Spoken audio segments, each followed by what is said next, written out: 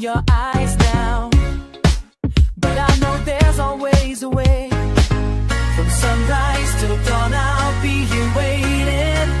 From sunrise till dawn I'll never stop. I'll fix you up, make everything much smoother again. I'll fix you up, from sunrise till dawn, my friend. I'll fix you up, with these hands and heart so true. I'll fix you up, Daniel, I'll fix you up.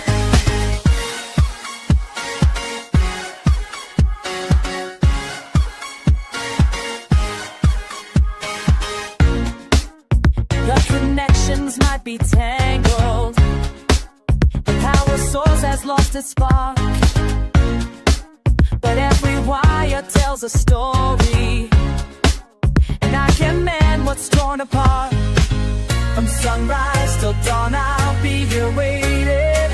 From sunrise till dawn I'll never stop. I'll fix you up, make everything look smooth again. I'll fix you up, from sunrise till dawn, my friend. I'll fix you up, with these hands and heart so true. I'll fix you up, Daniel, I'll fix you up. When the current isn't flowing, when the signals disappear, I'll be here with tools and patience, make the static crystal clear.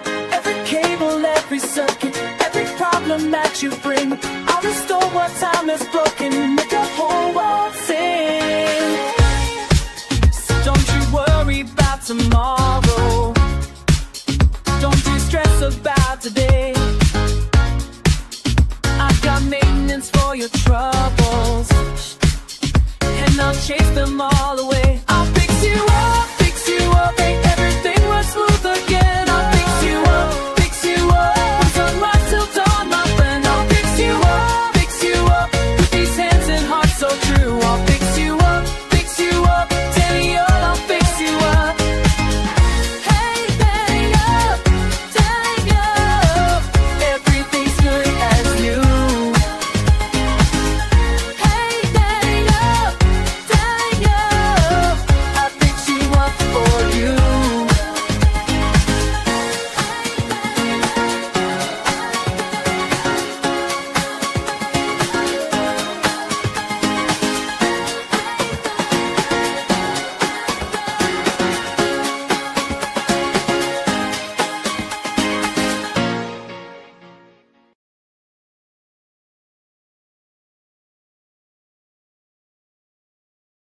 Well, welcome, everybody. Welcome to the show. I am your host, Daniel.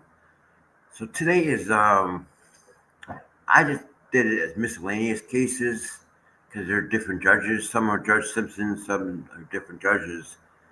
So I'm glad that people are enjoying this content. I'm really glad that people are enjoying this.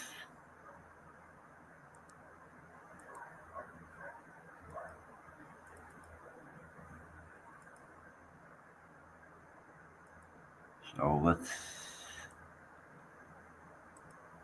Not yet been referred to the forensic center. Is he just going to remain in custody? Let the family do what they need to do. That's what you said. I'm not disagreeing with that. Stop talking. Childers, McDuffie, Mr. Brown, Miss Yagi, my chamber.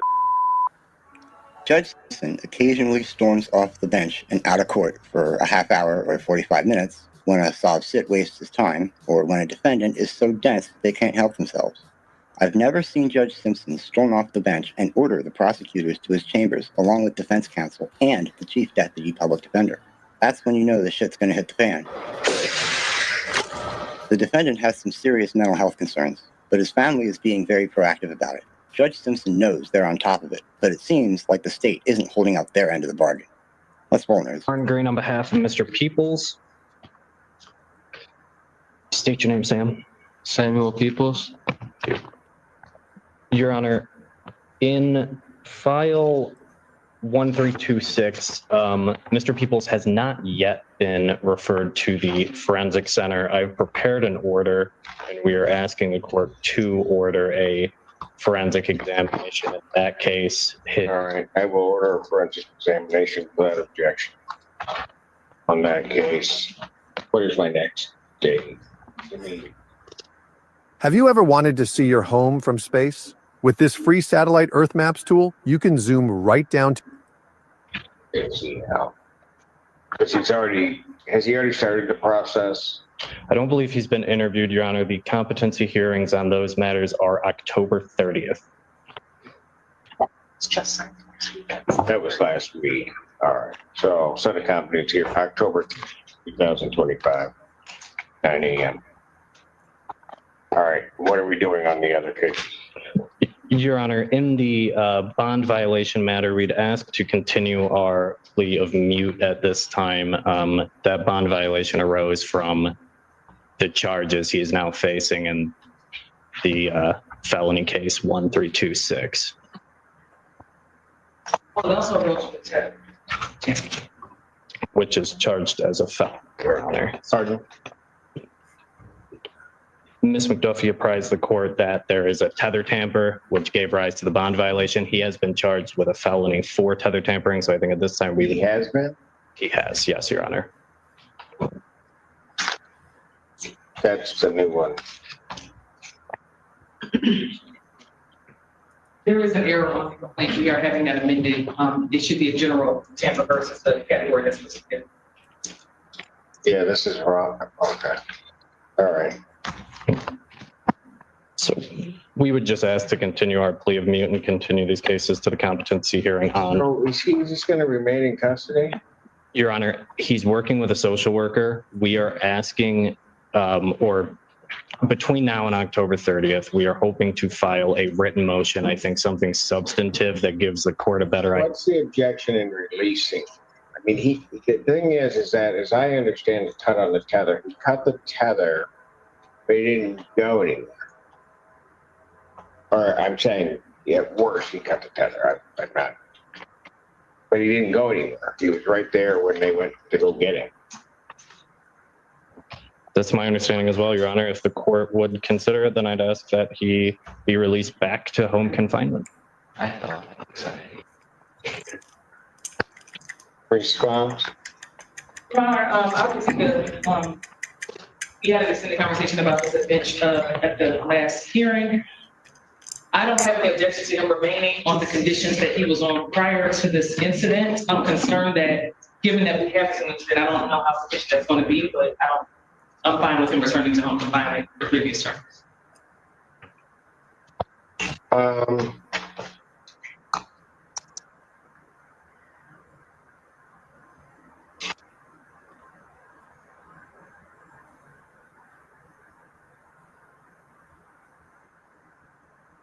Mr. Peoples, if I let you go back home, you're going to cooperate and do the right thing? Yes, Your Honor. Okay, that means you can't tamper with the tether. I understand now. You understand that? Yes. Or you understood it before you just did it? I had a moment of anxiety that led to a freak out. Yes. And I felt like I needed to get it off me because it was claustrophobic. And Got it. yes. I hear you. Okay. All right. Here's going to be part of the issue. I don't know if there are funds available to try to deal with the payment for that strap.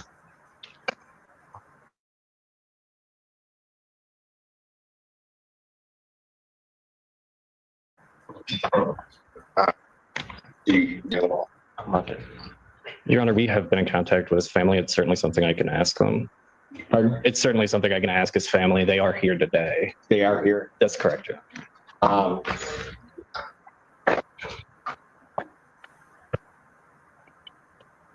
Council approach. Just hang tight.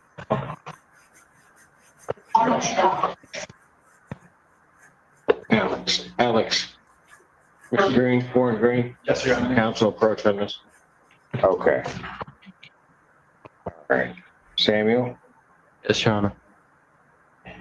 I give you another shot. You got to try to do the right thing. Yes. Okay. Thank you, Your Honor. All right.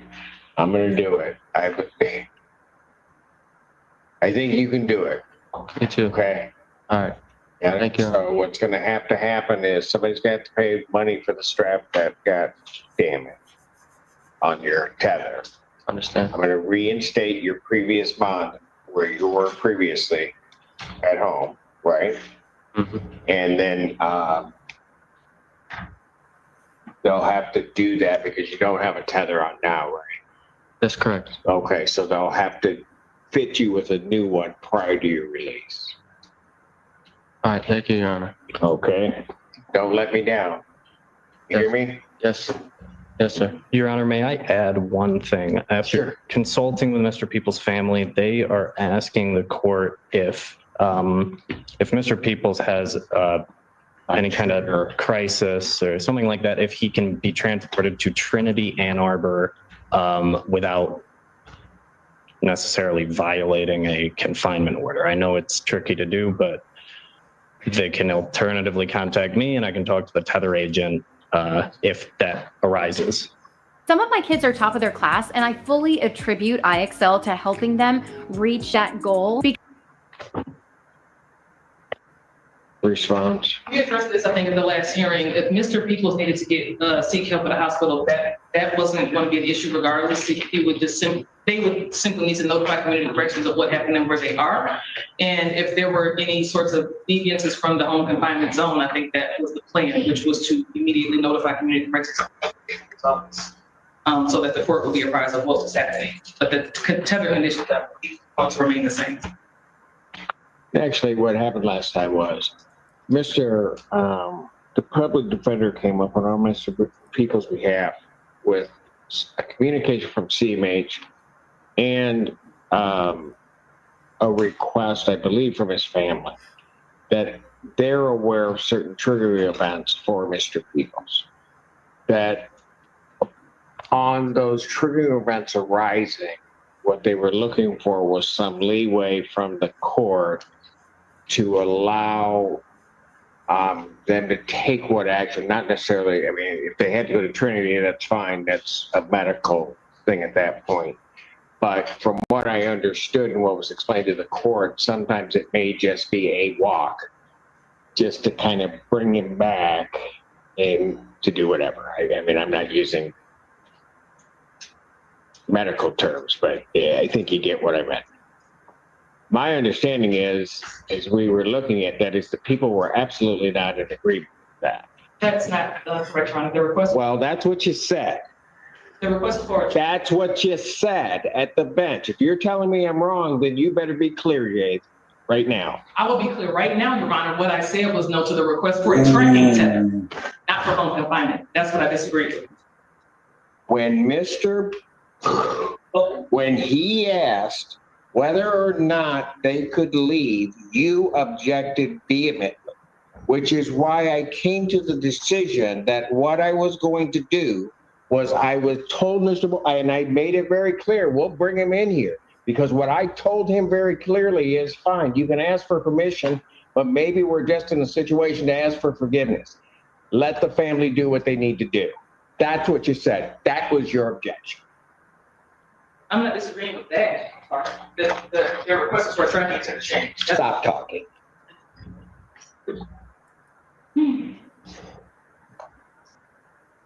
You huff one more time and we're going to have a problem.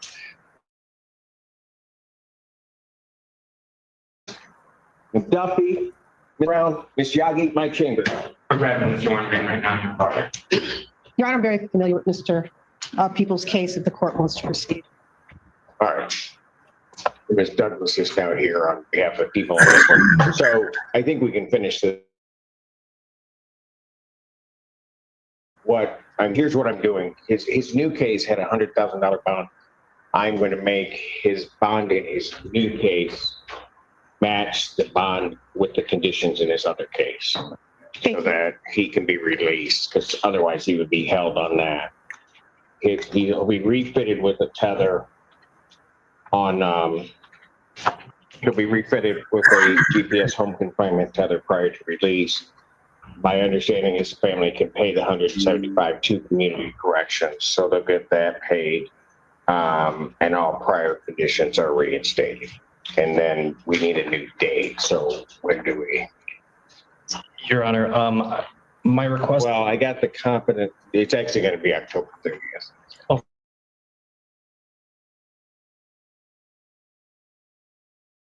It's gonna be May, so, all right. Provide the court with the order to undergo forensic. There hasn't been enough on this case yet, Mr. I'm Now not. go ahead. May I approach? Yes. Thank you. What is this? No, that's the order on the other case. I'm sorry. Not a problem. Be tomorrow, but see. Okay. Sounds good. Okay. Anything else on this matter? Nothing from the defense, Your Honor. All right. And Samuel, you told me you're gonna do it, right? Yes, Your Honor. All right. Okay. Thank you.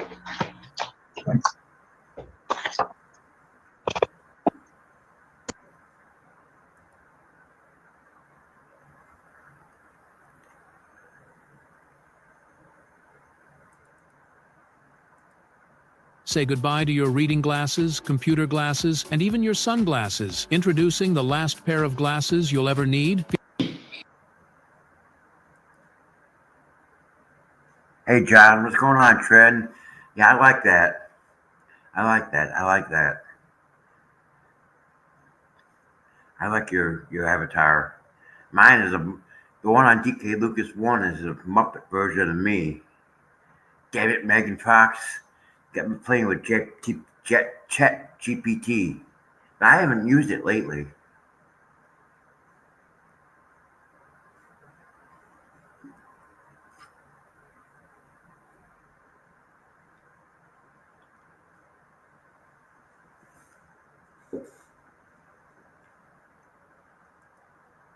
Excuse me. Good morning. Are you Ray LeBlanc? Yes, ma'am. Can you hear me okay like that? I can hear you. Okay. And will your client waive the formal reading of the indictment? Yes, Your Honor. Mr. LeBlanc, in cause number 250460, you're charged with the state jail felony offense of burglary of a building from February 5th of 2025. And how do you plead to that charge? Are you pleading guilty freely and voluntarily, Yes, ma'am. and because you did what they charged you with? Yes. I have here on the computer some documents that have your signature on them that the state's marked as exhibit number 1. Before you signed these, did you go over them with Ms. Holmes? Yes, ma'am. Do you fully understand them? Yes. Do you understand, if I follow the agreement that you made with the district attorney, that you will be waiving or giving up any right to appeal? Yes. And are you a U.S. citizen? Yes, ma'am. Okay. You're a U.S. citizen. Oh, yeah. Okay. I have to ask everyone. State tenders number 1, No objection. it's admitted. Is there any evidence that Mr. LeBlanc is not competent? No, Your Honor. All right, sir, I'm going to find that you entered your plea of guilty freely and voluntarily. Find that you're mentally competent and understand the nature and the consequences of your plea. Find sufficient evidence to find you guilty, and at this time, find you guilty of burglary of a building. Sentence you in accordance with your agreement to a term of 6 months in the Jefferson County Jail under Section 1244 of the Penal Code. You will receive credit on that sentence for any time that you've been in custody that the law gives you the right to receive.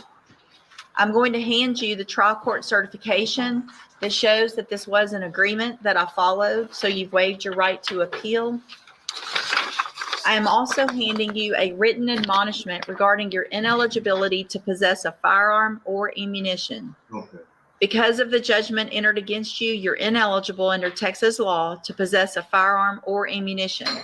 Possession of a firearm or ammunition could lead to charges against you. Firearm is a legal term, and you should read the written admonishment I provide you to see what devices. I'm required to read it to everybody. I've never owned a firearm in my life. I've got to say all these words, sorry. So you should read that to see what devices qualify as a firearm. If you have questions about the laws that make you ineligible to possess a firearm or ammunition, or about how long that lasts, you can talk to Ms. Holmes. Good luck to you, sir.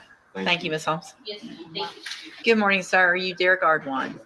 And will your client waive the formal reading of the indictment? Mr. Ardwan, in cause number 250350, you're charged with the second-degree felony offense of sexual assault, and that's from July 15th of 2023.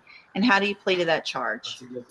Are you pleading guilty freely and voluntarily? And are you pleading guilty because you did what they charged you with? I have here on the computer some documents that have your signature on them that the state has marked as exhibit number 1. Before you signed these, did you go over them with Mr. Lewis? Yes, ma'am. Do you fully understand them? Yes, ma'am. And do you understand if I follow the agreement that you've made with the district attorney, you will be waiving or giving up any right to appeal? Yes, ma'am. And it looks like the agreement that you've reached is for a cap of 6 years in prison, which means if I accept this agreement, you're leaving your punishment up to me. And I cannot give you more than 6 years. I could give you 6 years. I can give you less. It'll depend on the information that's brought to me at a sentencing hearing. You have an absolute right to have a jury come in and determine 2 things. The first is to decide if you're guilty or not. And then if they find you guilty, you can leave your punishment up to them. If we go forward this way, you're waiving that right. And is that what you want to do? Also, do you understand that if you're not a U.S. citizen, a plea of guilty or no contest may result in your deportation, exclusion from admission to the country, or denial of naturalization under federal law? Also, as a result of this plea, it looks like you have gone over with your attorney that you will be required to register as a sex offender, and it looks like you've already signed that document and those admonishments. Is that your understanding as well? State tenders number 1. No objection. It's admitted. Is there any evidence that Mr. Ardwan is not competent? No objection. All right, sir, I'm going to find that you entered your plea of guilty freely and voluntarily. Find that you're mentally competent and you understand the nature and the consequences of your plea. Find sufficient evidence to find you guilty. However, I'm going to reset your case so that the probation department can do a pre-sentence report. That'll give me more information about you, your case, and then we'll come back later for sentencing. Anything that you think is important for me to know, get that information to Mr. Lewis, and he will present it to me on your behalf when we come back. All right? You can go back with the bailiff. Mr. Johnson, in cause number 24-2044, you're charged with a first-degree felony offense of arson, intending damage to a habitation or a place of worship from August 1st of 2024. And how do you plead to that charge? And are you pleading no contest freely and voluntarily? I have here on the computer some documents that have your signature on them that the state's marked as exhibit number 1. Before you signed these, did you go over them with Ms. Perazzo? Do you fully understand them? And do you understand if I follow the agreement that you've made with the district attorney that you will be waiving or giving up any right to appeal? And it looks like the agreement that you've reached is for a 5-year deferred probation. Any fine? No fine, Judge. Is there restitution? We're going to I don't believe there is any. It doesn't appear that there is that has not been already satisfied, but just to be on the safe side, we'll take a look at that. Okay. And decide if we may. All right. Is that your understanding of your agreement? Do you also understand that if you're not a U.S. citizen, a plea of guilty or no contest may result in your deportation, exclusion from admission to the country, or denial of naturalization under federal law? State tenders number 1. No objection. It's admitted. Is there any evidence that Mr. Johnson is not competent? All right, sir, I'm going to find that you entered your plea of no contest freely and voluntarily. This isn't a worthy vessel for your most cherished memory. Find that you're mentally competent and you understand the nature and the consequences of that plea. Find sufficient evidence to find you guilty. However, I'm going to reset your case so that the probation department can do a pre-sentence report. That'll give me more information about you, your case, and then we will come back at a later date for sentencing. All right, you can go back with the bailiff. Thank you. Good morning, sir. Are you James Burrell? Yes, ma'am. And Mr. Lewis, will your client waive the formal reading of the motion? He does, Judge. Mr. Burrell, in clause number 22-39838, I have a first amended motion to revoke your community supervision. Shows that you were placed on probation May 23rd of 2023 for the 3rd-degree felony offense of theft, and that was a 10-year term in prison that was suspended for 10 years. Is that correct? The motion alleges that you violated your probation. Count 1 alleges that you failed to report as directed to the probation department May 14th, May 23rd, June 11th of 2024. And is that true or not true? Count 2 alleges that you failed to immediately report to your probation officer your change of address and phone number. Is that true or not true? I'm sorry. Okay. I think the state would be willing to waive counts 3 through 5. However, we'd be asking for some sort of a plea on 6 and 7. All right. So the state's going to abandon 3 through 5. Count 6 alleges that you were arrested for the offense of possession of a weapon by felon June 19th of 2024 in Orange County, Texas. And is that true or not true? And then count 7 alleges that you were arrested for possession of a controlled substance June 19th of 2024 in Orange County. Is that true or not true? Did you enter your pleas of true to, I'm sorry? No. I thought I was going to say. Did you enter your pleas of true to counts 1, 2, 6, and 7 freely and voluntarily? And did you plead true to those counts because they're actually true? I have here on the computer some documents that have your signature on them that the state has marked as exhibit number 1. Before you signed these, did you go over them with Mr. Lewis? Do you fully understand them? And do you understand if I follow the agreement that you've made with the district attorney that you will be waiving or giving up any right to appeal? State tenders number 1. No objection, Judge. It's admitted. Is there any evidence that Mr. Burrell is not competent? No objection. All right, sir, I'm going to find that you entered your pleas of true to counts 1, 2, 6, and 7 freely and voluntarily. Find those counts true. Find sufficient evidence to revoke your probation, and at this time, revoke your probation, reassess your punishment in accordance with your agreement to a term of 4 years in the institutional division of the Texas Department of Corrections. You will receive credit on that sentence for any time that you've been in custody, but the law gives you the right to receive. I'm handing you the trial court certification that shows this was an agreement that I followed, and so you have waived your right to appeal. I also handed you a written admonishment regarding your ineligibility to possess a firearm or ammunition. I went over that with you back when you first got probation, right? So just make sure you read that and know that because of this judgment, you cannot possess a firearm. All right. What if you could taste the movies? We turned that idea into an $11.3 million business with Wix. I cannot believe you did this. I know you're sitting there smirking again. Pardon me? Go ahead and appeal. And I hope the record's abundantly clear because you've had fun in the system. You have no respect for the system. Go ahead and appeal. Like I'm afraid. Give me a break. David Istelart Gonzalez, 25W86565. Good morning, Your Honor. Michael, Representative Flynn stands to my right. Name. David Istelart Gonzalez. Your name. Mauricio Fernandez de Cordova, Your Honor. And you are a certified interpreter in Spanish, correct? I am, Your Honor. Okay. And your name, Mr. Lucas. My name is Carl Lucas. You understand English. Don't play with me. I'm not a toy. Now go out and we're either setting this for bench, we're setting it for jury, the prosecutor's dismissing it, or there's going to be some other form of resolution today. Period. You intensely kicked his side view mirror, right? True or false? Why are you suddenly speaking English? Because I'm getting confused with him. Anybody force you to plead guilty or promise anything to induce you to plead guilty? Yes. And you still wish to plead guilty? This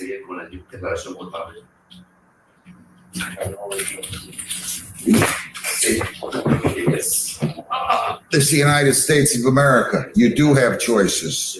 You just, for the record, stated in English, I have no other choice, even though you've been telling me for 4 court appearances you can't speak English. You speak English well. I don't know why you've been playing with us. What did you tell me when you came in the courtroom and I asked who you were? Was an interpreter for this case, Your Honor. Mr. Gonzalez told me that he doesn't really need me. I called interpreter tonight, but the request was for the first appearance.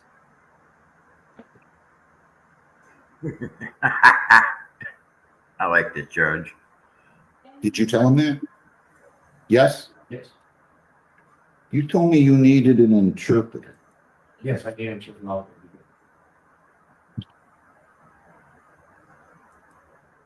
The whole courthouse has been telling you that you were capable of carrying on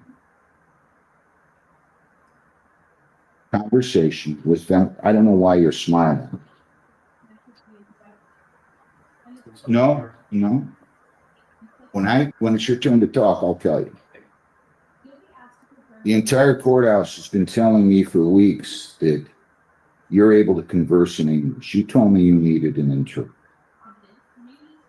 Do you want to to play a game, I'll somehow figure out a way to give you permission to put a badminton court out back here, and you can play out there.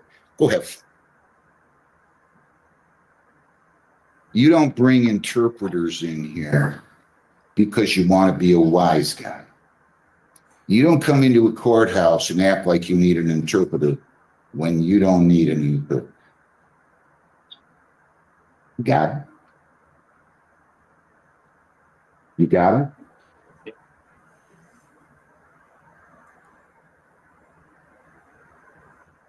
How disrespectful. How incredibly misleading and disrespectful, Mr. Crystal. You know the good news about this? This upsets me. I'm not going to treat you worse, but you will pay for every nickel that the court's incurred and interpreted. You understand me? You want to play another game? Figure out how much his fee is going to be today. I'm going to release the interpreter, Lisa, please. I want that included as well. You guys take your time. Go back and see. Go over the report. Maybe there's some kind of an explanation that he's been taking English classes since the time he was arraigned back in July, and suddenly, he's capable of speaking English. Maybe there's some kind of an explanation for all of this. I sure hope so. You've been a smug guy with me from the beginning. Be smug. You can be smug.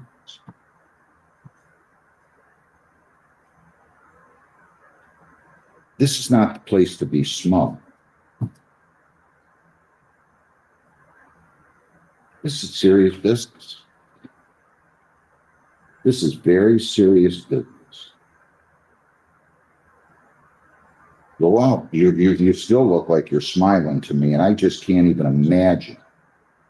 I cannot even imagine somebody looking smugly at the judge with a smile on your face after the judge just discovered, after bringing in interpreter after interpreter, it's suddenly you wise up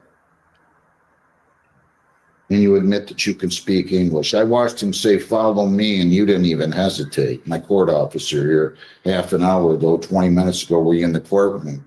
He said that, and it was abundantly clear, but it's been kind of clear before. But see, I find it so outrageous and outlandish that somebody would look a judge in the eye and tell them they need an interpreter if they don't need an interpreter. I'm going to give you the benefit of the doubt. I hope you enjoyed yourself. I hope you got a lot of money, because these interpreter fees, they're not charging $22.12 an hour. Go talk to him, Mr.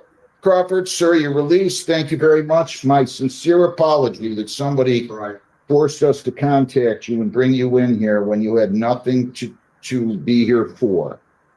Go take your time. Here, give him this, please. I need to get off that. Keep smiling, Mr. Istilar. Keep smiling. I hope you're enjoying yourself.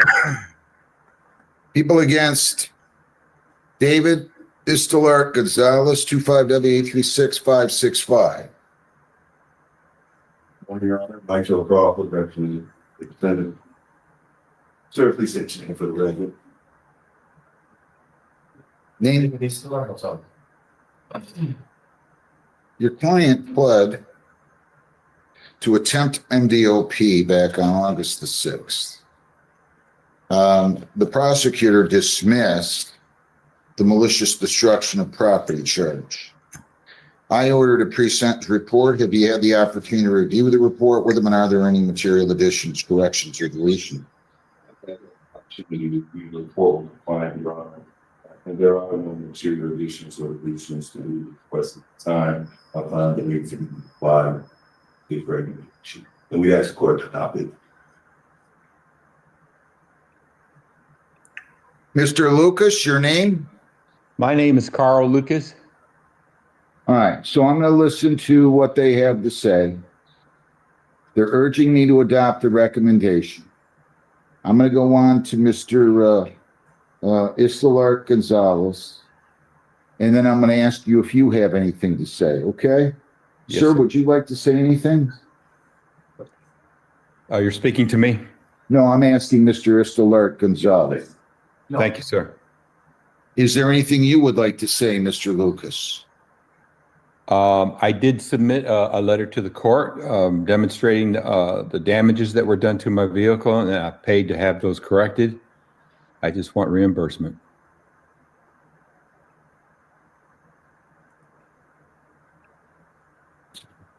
How much were the interpreter fees, Lisa? And I want you to estimate how much we're going to pay that gentleman today. I think it was $160 an hour. I don't know. They charge $160 an hour with a 2-hour minimum and an $80 travel fee. So that's $400 on my math. Yeah, he's been here 3 times, so I figured it to be $1,200. 15 months probation.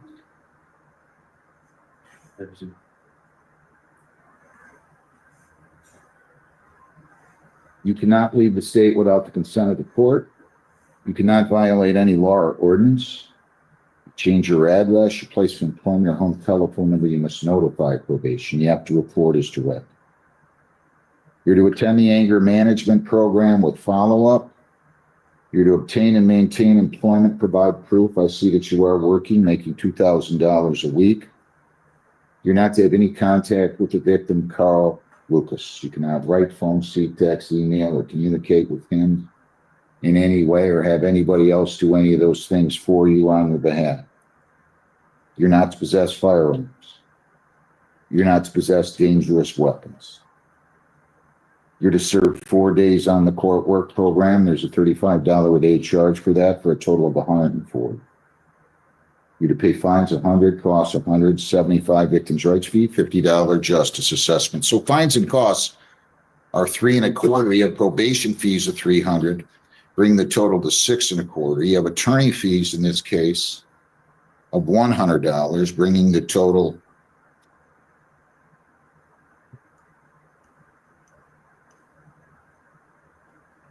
Let me just do my math here again. $325, $625, $725.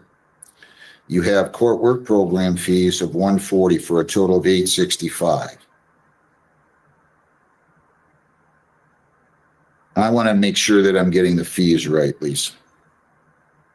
You're to pay restitution through the court to the victim, Mr. Lucas. You're to pay through the court in the amount of $1,265.50.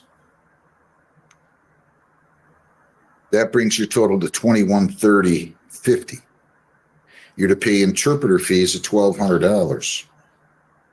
Your total here amounts to $3,330.50. If you violate, your probation could be revoked. You could be incarcerated for 45 days. You have 21 days to appeal. You have 14 days to apply for a court-appointed lawyer for purposes of appeal. If you violate, you're going to get 45 days, or you can get 45 days. Do you understand? Yes. Do you have all of this to pay? I'm not going to be very patient with you. Okay? How much do you have today? $100. I'm sorry? $100. You make $2,000 and you're single every week and you don't have more than $100? Absolutely relatives outside. I hope you've enjoyed this little experience. I cannot believe you did this. I know you're sitting there smirking again. It's not going to be. Pardon me? It's not going to be. Go ahead and appeal. And I hope the record's abundantly clear. Because you've had fun in the system, you have no respect for the system. Go ahead and appeal. Like I'm afraid. Give me a break. Go ahead and laugh all you want. You're going to pay $100 a week. And if you need more time, you're going to have to come in here and talk to me. Okay? Let's all have a good laugh. Let's all have a good laugh with Mr. Installart Gonzalez. Beginning September 15th. $100 a week. Thinks he's funny, huh? You better show up for everything, Mr. Gonzalez. You don't, you go to jail. That'll be funny, huh? Have a great day. Just to be clear, his first $100 payment is due today, correct? Yes. So they got a check. Yeah, we'll accept the check Or credit card. or credit card, whatever you want. You get points. Look at your card, look at it. See what? What did he say, Mr. Crawford? What you say, Mr. Esquire? Come on back here. Come on back here. That's what I said. There it is. Right? You're not going to see me in court. Oh, no. No, you get to go in front of another judge and play with them for a while. How's that? Enjoy your journey through the criminal justice system.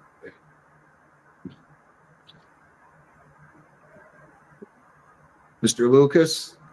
Yes, sir. I'm sorry that you had to listen to all of that. I'm just amazed that somebody, I don't know what's going on anymore, to be honest with you. But that was, I'm not surprised that his conduct elevated to the point that it did on the date of the offense. Let me just put it there. Have a great day, sir. Yeah, Good luck for to your you. time. Thank you very much.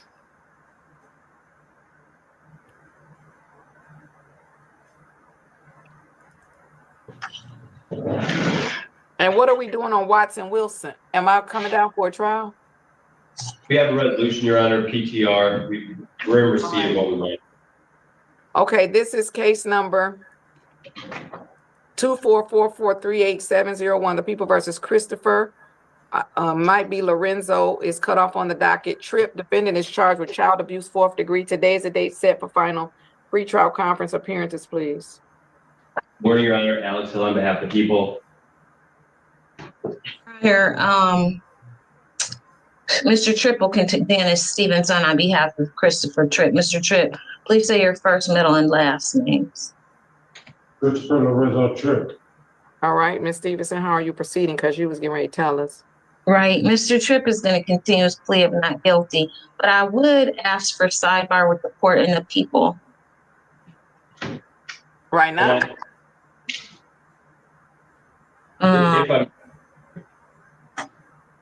This might help. So that means you all want me to come downstairs because Mr. Hill is not on this thing? But he and Ms. Coleman, they'd come in here or something. Okay. Okay, thank you, Your Honor. We're gonna go into the room right now. All right, come into the room. Thank you, guys. Thank you for your patience.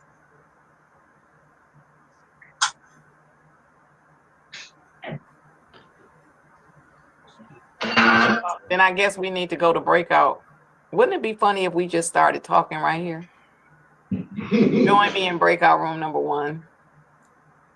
All right, back on the record with the People versus Christopher Tripp. Man, I'm only gonna let you talk to him for about another minute. Okay, Your Honor, we were having, thank you very much for that, Grace. Trying to just figure out how Mr. Tripp can help the people to have a conversation with the complaining witness's mother. Oh, well, I'm gonna tell you how we're gonna have a conversation with him. If she don't answer the phone the next time, if she doesn't respond to that text the next time, I'm gonna send the police. Now pause for a moment. Did you hear that? Judge Bryan just made it crystal clear. If the mother of the child doesn't cooperate, she's not only risking custody issues, she could face arrest herself. This is a rare but powerful tool judges have when witnesses in criminal cases are deliberately withheld. It's called enforcing material witness obligations. And in this situation, it means law enforcement could literally show up at school, pull the child out of class, and place her into state custody until testimony is secured. That's not just courtroom drama. It's legal reality. What do you think, viewers? Should a judge have the power to go this far, or does it cross the line into overreach? Out there. I'm going to send the police to the child's school, and then we're going to take care, custody, and control over the child. And then they'll have to get the child from protective services. So let me be clear. Let me be clear out of my mouth. Let me be clear. If Mr. Tripp resides with the mother, then he better go home and tell her that she better answer Mr. Hill's phone call. She better respond to his text, and she better produce my witness, because failure to do so is going to cause me to show cause her, and I'm going to have her arrested. Listen to me clearly and carefully. I'm going to have her arrested, and I'm talking about the mother of the child. Whoever has care, custody, and control over the child, they had better produce the child to Mr. Hill. They had better produce the child to Mr. Hill. Stop talking. Stop talking. Whoever has care, custody, and control of the minor witness had better produce the witness to Mr. Hill. Failure to do so is going to result in me contacting protective services, in me issuing an arrest warrant for interference with this criminal prosecution. It is going to result in charges for witness tampering. Listen to me carefully and clear. I'm not playing.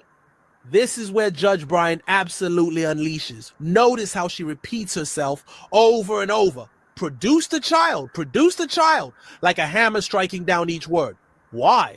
Because she's sending a message. This court will not be bullied. She even warns that failure to comply could lead to charges of witness tampering, a felony offense. That's not just a warning. It's a threat of criminal prosecution against anyone obstructing justice. This moment reveals the emotional stakes. A child's welfare, a parent's legal standing, and a defendant's future are all colliding. Here, what would you do in the mother's shoes? Cooperate with the system or resist and risk arrest? Now, the case can be resolved, and I will entertain pretrial resolutions, which will include in-person classes. But what I will not do is allow some person to bully this court system. It's never going to happen. The bullying of this court system, it's never going to happen.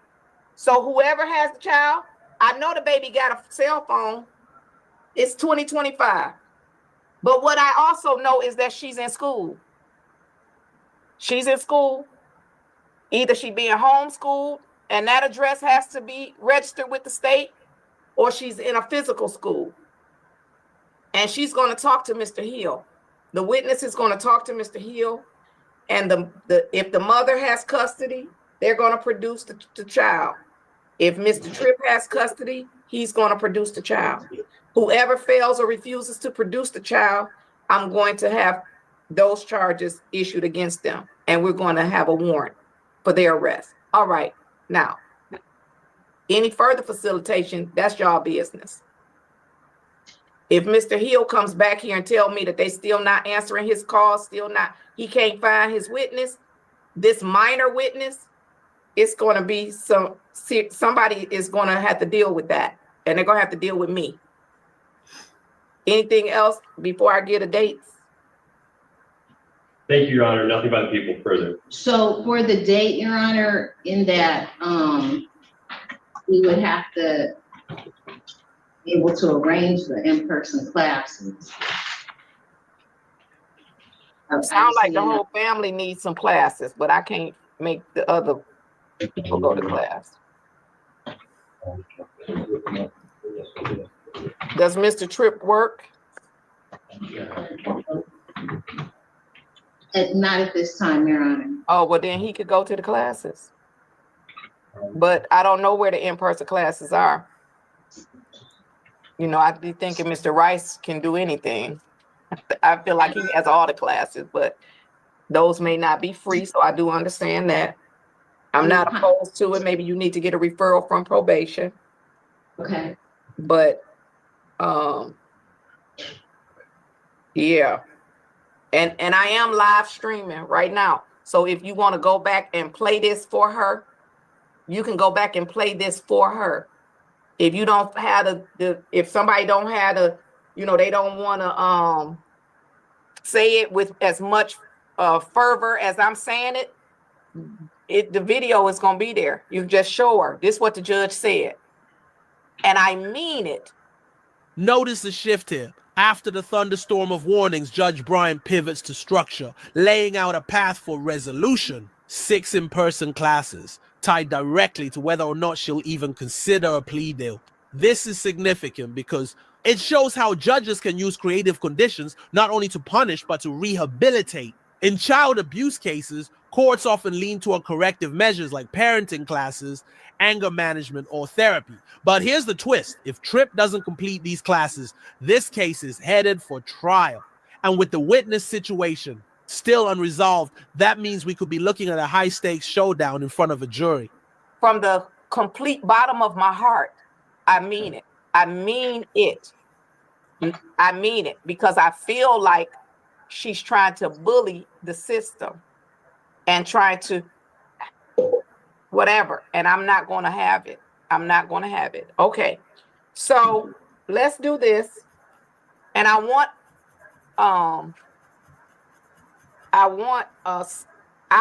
at least 6 classes in order for me to accept the pretrial resolution. What I'm saying is, Tripp, you can't listen to her, talk to her, and listen to me at the same time. I just explained to her, I have seizures and right now I feel like I'm having a panic right now. I have medical issues for it. Now, you're not going to make me put you in the Wayne County Jail and mark your file medical. No. Okay, well, take a deep breath. We're going to take a deep breath. If you need some water, they can give you some water. But let me say this to you. You can take a deep breath. And if you need some water, they can give you some water because court is stressful. And if the stress is going to trigger whatever you're having, then we're going to need to get you some medical attention.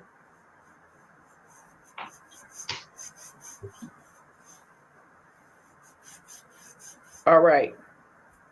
I'm going to set it for at least 6 weeks, 8 weeks out because I want 6 classes in order for me to entertain the pretrial resolution. So I could put it October 29th, but I won't. I will put it. Oh, I can't put it. Oh, I could put it November I could put it November the 3rd. Yeah, I'll put it November the 3rd for final pretrial conference.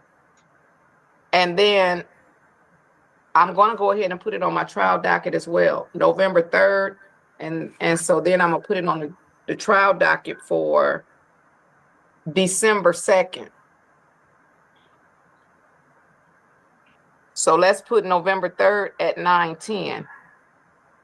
And then I'm going to put it for a jury trial.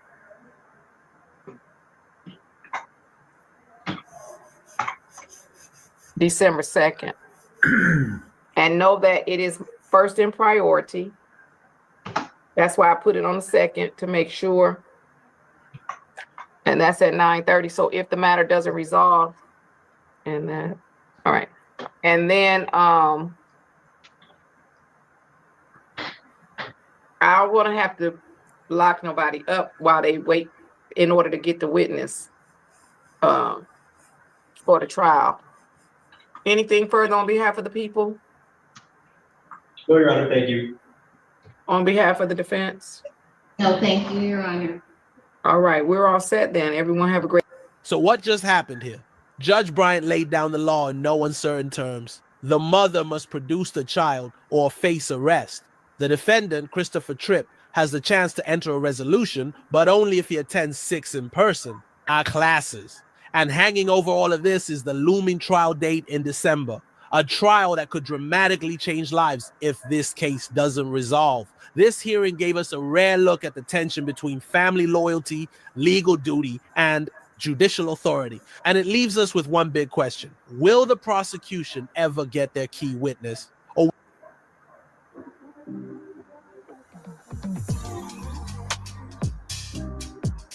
What's the holdup? It's trespassing. Pardon? I don't understand what the holdup is. It's trespassing. I could technically leave and you guys could issue a warrant as long as I don't return. You can kiss my ass. This is You know what? No. I'm gonna tell you what. You don't come in here, you don't, fuck you. Okay, that's contempt, that's 93. Keep going. Fuck you. That's another Fuck you 93. again. That's another 93.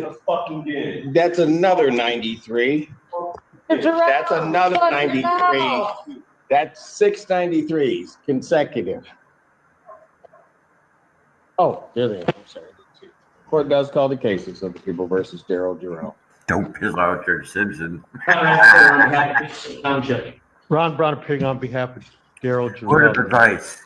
Don't tell the judge to go fuck yourself or kiss your ass. Defense counsel has filed an emergency motion to attempt to purge the contempt in this matter. You have. And I first give the floor to my client. Pardon? Giving my client the floor. Your Honor, there's no excuse for what I done, man. I lost my composure and I directed my frustrations at you. I apologize for being disrespectful to you and your court, wasting time, the people. Hopefully you accept my apology and reconsideration of the time you've sentenced me to. Thank you. Your Honor, we have referred him to our aimed social work division to help him work through some of the personal issues that he's going through that culminated in his outburst in court. You've been a judge for a very long time, set a very high bar for people as they appear before you. I think we communicate differently. Some people, even though it's socially inappropriate, use profanity, and profanity can be used as an attention getter. And I think it got the court's attention, but he's in need of services. Oh, he did. He's in need of services, Your Honor. He's in need of services, and we're trying to sort through a plan to present to the court, if you would accept his humble apology to help him move the cases forward. Anything from the people. Well, Your Honor, we were all present for it. I had a chance to review the video. It's actually worse than what the court noted on the record. I'm sure the court's seen the video, but it was worse than what the court noted. I will leave it to the discretion of the court, but if there's going to be a modification or change of the sentence imposed by the court, I would certainly like there to be a plan in place for Mr. Corral. And it'd be the minimum or would be the alter or changes of sentence.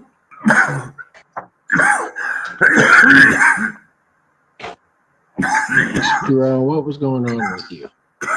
Well, there's a lot of issues that one, I'm unemployed. I can't obtain a driver's license. Without those, it's hard to provide for yourself. The charges, once we get into it, you'll see that they're frivolous charges. They should have never been brought to the court's attention. They're minute trespassings that aren't even trespassing. I used an easement for one, and the other one should have been dismissed. Just frustrations, man. There's no excuse for what I've done. You wanted an in-depth look. I shared some things. I mean, it falls on me, man. No, it does. And he realizes that this case, many other people are watching, and how the court handles it. We're hopeful that others won't use this as an example to act out as well. Well, but from the very beginning, the one thing that, as Mr. Brown correctly points out, I've been doing this a minute. And, Mr. Terrell, you were in my court, and I watched you because you were sitting in the back. And you were sort of a dichotomy of things for me. Because as you sat back in the back of the courtroom, you sat there very respectful. You had your ball cap on. You came through, you took your ball cap off. you did everything. You sat in that back row, just patient as all could be. When you came up, you again, initially it was fine. You were maybe upset by the charges, but a lot of people were like that. Right. And it was going fine, and I could overhear, just so that you understand what I was trying to do, I overheard, as you were talking to your attorney, that you didn't have a phone. Right. You didn't have email. More than anything in the world, I was worried that you weren't going to be able to have adequate time. I would have just normally set it 2 weeks out, done whatever. And have you ever wanted to see your home from space? With this free satellite Earth Maps tool, you can zoom right down to your. I was trying to give more time, not to delay it, Yeah.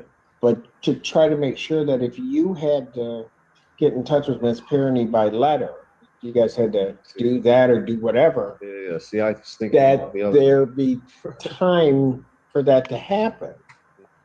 And that seemed to aggravate you, but I think, when I look at it, you were aggravated because you thought the system was kind of dragging out. Good. But I was doing that for your benefit. My apologies. I'm again misunderstood. And so then when you wanted me to, then you wanted it done sooner. So then I said, okay, I just said, well, move up to date. I didn't know it wasn't going to be helpful for you, but what the heck? And then that's when you went off. Good. And I've had people go off and bother me before. It doesn't bother me. It's going to happen. Yes. But you just got yourself worked up. To the point that as you were headed down and out, I'm just thinking, I don't know why you want to battle. It's a battle you can't win. Right. Silly me. Yeah, silly, stupid. There's a lot of words. Maybe start with that because it didn't make any sense. No, not at all. You're right, man. Right?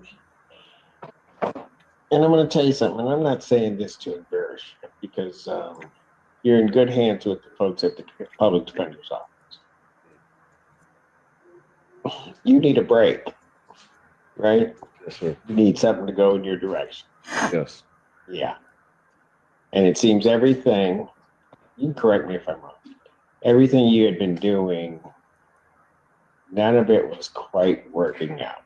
It was trying to get rid of stuff. This was one of the things you wanted it done and gotten rid of so you could try to move on to that next thing. Absolutely.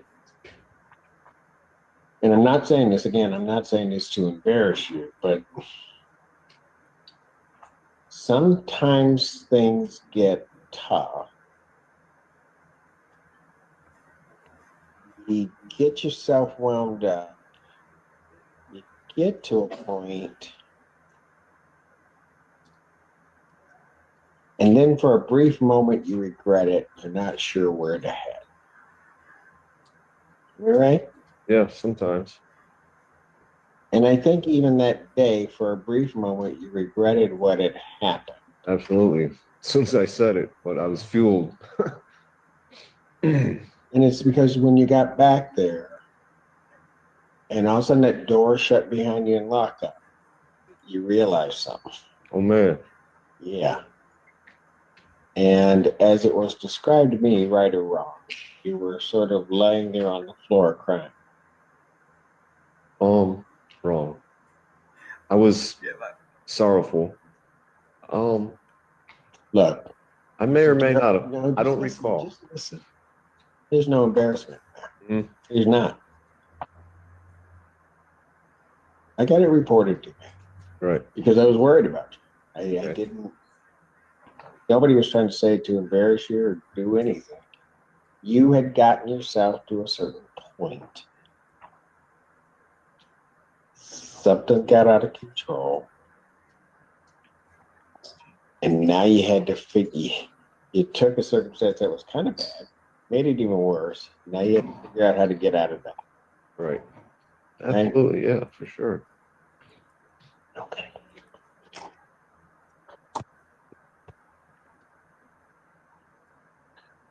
You had left here that day.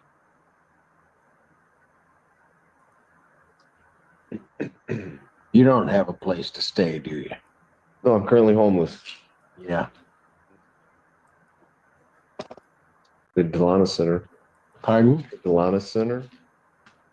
But are you there most of the time? They have a waiting list period. Yeah. So as long as you continue to check in, I think they do a triage. To know that you're interested in a room there. They'll continue to screen you, and when one comes available, they'll offer it for housing. Until then, you sleep wherever you can, couches, wherever, tents, bridges, parks. As long as the cops don't push you along,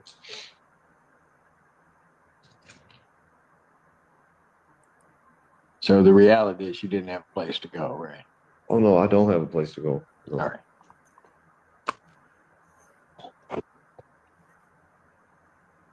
Judge, he's even sleeping. Pardon? He was sleep deprived. He's sleeping it. He's got a roof over his probably head. was sleep deprived a little bit too. Man, I couldn't stop falling asleep. Did you notice that? Couldn't, man. I just thought it was my relaxing voice and personality. Mr. Allen, actually today, you look a whole lot better than you did that day. Thank you. I feel better too.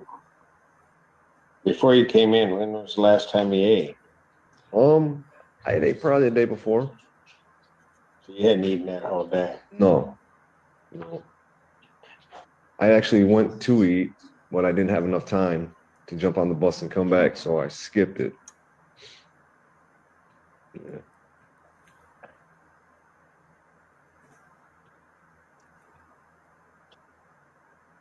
I think I may have had some donuts for breakfast, though. Okay. I think I may have. What do you think I would do with you after what you did? You can do anything you want with me, Your Honor. Oh, I know I can. What I would like you to do for me is to let me go, and we'll have continued scheduling of the September 4th date. And you'll see that I've told you the truth about the charges that are pending. They'll probably even get thrown out by then. Pardon? Once the prosecutor reviews them, they should probably get thrown out. Well, probably you're about to try to make another mistake. And that is you're trying to practice law, even though it's about your case and you don't have a law degree. Why don't you leave it to the experts that are around you? Yeah. Sounds good. I think he's suggesting that you suspend or hang it over his head. The contempt, if Okay, not that we sent him in. purge, Your Honor. I got it. Here, in here. It was the 7th. Today's the 12th. Set him for September. No, I know I set him for September, but I said sentence. Yeah. Can't just let you walk away from it. What you did is, and so that you understand, this really isn't about you or me. It's about you, yeah, but it isn't about me. You can say all those things you want, but the one thing in the past 25 years, I will tell you, I do not let people just disrespect this institution and walk away. Right. Sorry. It won't happen with me, and I'm sure Mr. Brown has told you that. I just don't. Okay. I understand, however, and balance that against sort of where you are and what you're trying to do. So we're currently set for September 4th at 9 a.m. What I'm going to do regarding the contempt, I'm going to work it this way. I will grant to a certain extent the motion, and I'm going to reformulate the 550 558 days that you talked yourself into. And when you're back there thinking, think about this, how you took a case with a maximum 30-day sentence and parlayed that to 558 days. Right. Oh, goodness. So what I'm going to do is take the 558 days. I will indicate defendant is to serve 93. I will give him credit for the 6 that he's been in and suspend at this time the balance. Thank you. When we come back, so it's down to 93 now. When we come back on the 4th, I'll consider whatever else I might do regarding that sentence. Thank you, Your Honor. Whether or not you serve the rest of it is going to be dependent upon your behavior, how you come into court. I don't ask anybody to, talk up to me. They don't have to like me. That's not my job. I'll tell you what, I like this Jarrell better than that other one I said. Right. So let's just keep that up. You'll at least, and I don't like doing it this way, and I don't like saying it, you'll have a place, right? You're going to be eating regularly, and you're going to be looking a whole lot better, I think. I don't like doing it this way, but Right. maybe some benefit can come out of it, and you'll be able to get with their aim division and see if we can just get certain things in place for you. Right on. All right, fair enough? Yeah. Yeah, that's all I can ask for. Thank you. Well, I'll tell you what, don't thank me. You, that man standing beside you, that's who you need to thank, because he was on me, and he was trying to explain and trying to make sure he didn't want to say anything off the record without Mr. Siller there, but he was in your corner batting for you. And so you ought to be thankful for that, because quite frankly, whether you sat there 558 days or not, but I was going home for dinner. So it didn't matter to me. All right. Okay. Yes, sir. Thank you. Take care. Thank you. Somebody write what I wrote in one file and the other one. Thank you. Trent, now there are some people that are still on the no-fly list. As I watch these court cases and doing stuff like this, I think I should let them out of jail and remove their name, hey Gail, and let them out on a probationary period. It's been 4 months. I haven't seen anything from any of them. They have nothing to talk about because we talk about courts and court cases on this channel now. And I think you should just let them be free of the no-fly list on this channel. If they want to come back and they want to behave themselves, they're welcome to come back here and behave themselves. I'm not going to deny them that. But they have nothing to talk about on this channel. And I think after, 5 months, I think it's been long enough. I want to hear from the mods. What do you guys think? I mean, nobody has anything to talk about. If they want to talk about me doing court cases and stuff like that, that's fine. I'm not going to hold it against them.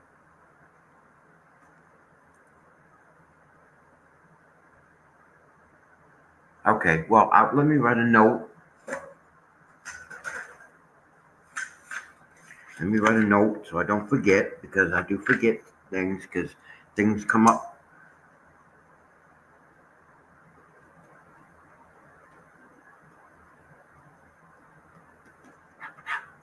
And when I go to set up the next live streams for this coming up week, I will remove them from the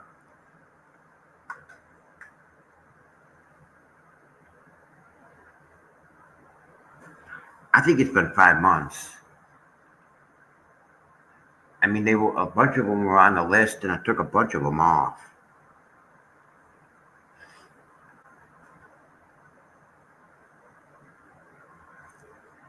Oh, and LMNOP lost the trespass 5 case.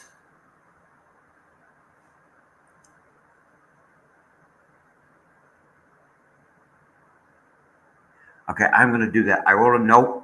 So what's gonna happen is when I go to set up the next live streams for the next week or the next couple of days, I'll remove them off the list. Yes. The judge granted judicial, what was that?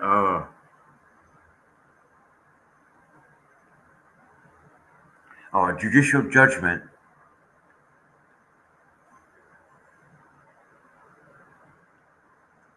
But like I said, they're welcome to come here if they want to watch court cases. Maybe they actually will learn something. I wish I could pull that up. That was under the trespass 5. Yeah, the judge ordered a judicial judgment.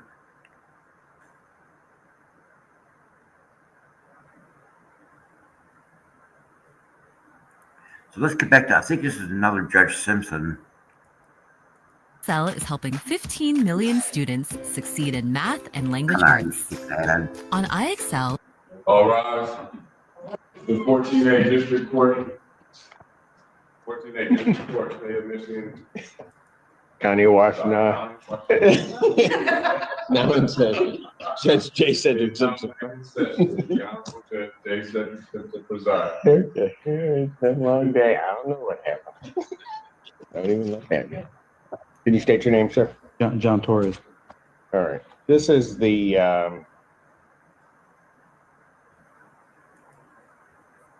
date of the adjourned sentencing date.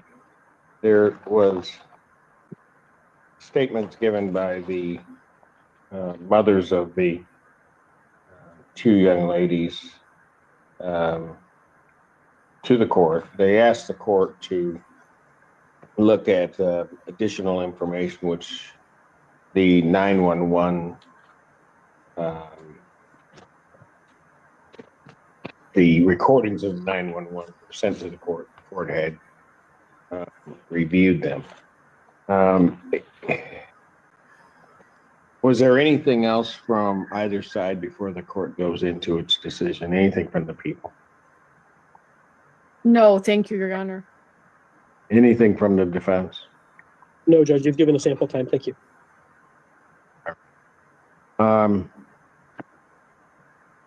Let me just say that, and I guess there isn't an easy way for me to say this.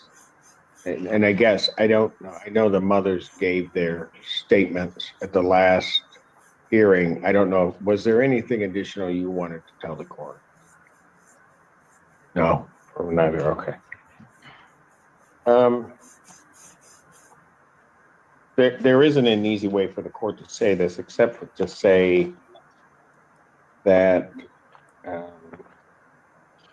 well, first of all, and I'll give everyone another opportunity to speak after I say what I'm going to say and what the court looks at, what the court has at least surmised. Defense's position is that certainly the defendant ought to be sentenced on the charge that he pled to. Much of that, frankly, I guess bears on the concept, or at least what has been said, that the defendant, Mr. Torres, was not in a position to see the accident. And that he was someplace else, which led to the plea. And again, it's not the court's province to get involved in what the particulars of the charge are, but to try to do its best to mete out a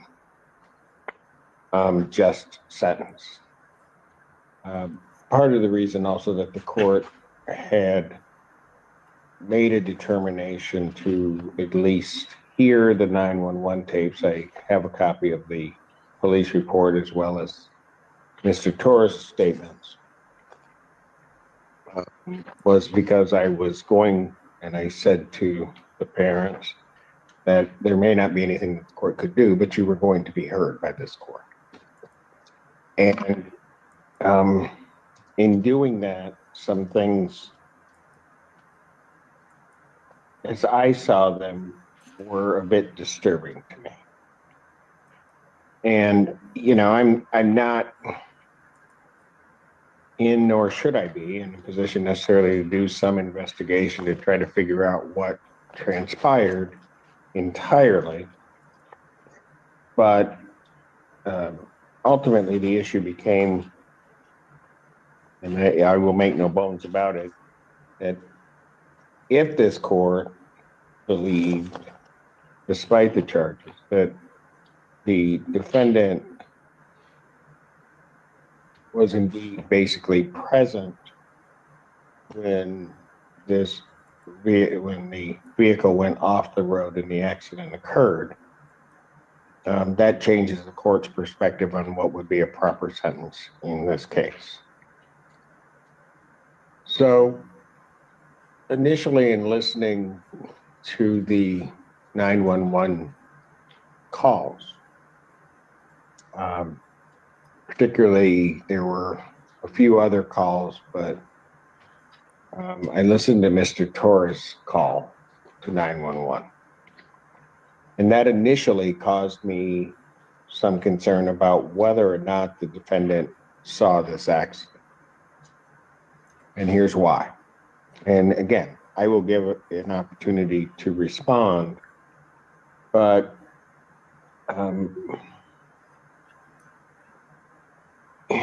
Mr.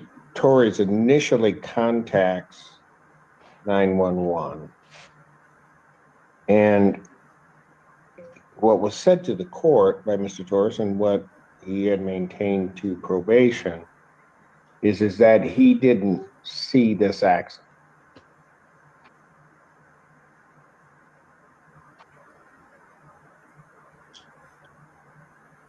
I'm having a very difficult time believing that. And let me explain my reasons why. Defense counsel, I think, properly stated before that that Mr. Torres had called from someplace else. What if you can create your own website by saying, this is what I want? With Wix, you can.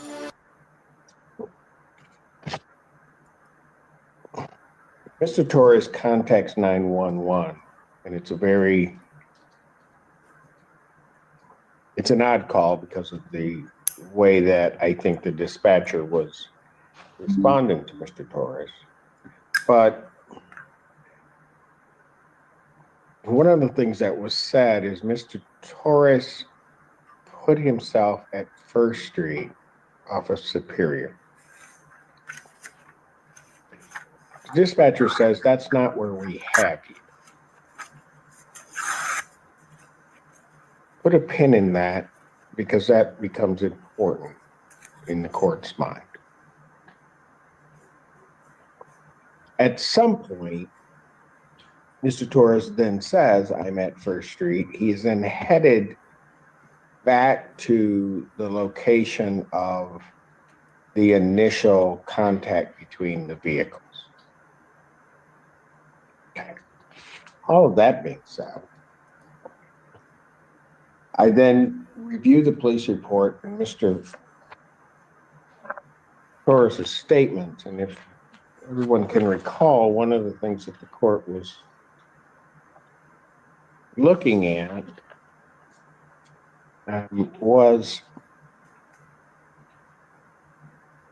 did Mr. Torres chase these individuals and cause this accident? One of the things that was said in counter to that is that he's not near the accident, doesn't see the accident. Again, I'm having a difficult time believing that. And part of the reason I'm having a difficult time believing that is because there is an EMU security camera that's referred to in the police report that has these vehicles traveling down Huron River Drive, both at a high rate of speed, because Mr. Torres is in an Equinox, I do believe, and there's a truck. At some point, they get to the corner of Huron River Drive and Superior. According to Mr. Torres, it is a red light. The truck stops. He stops at some point. The truck continues through the red light. Mr. Torres indicates from the report, at least as I read it, that he then turns on a green light. Now, how that certainly all could happen.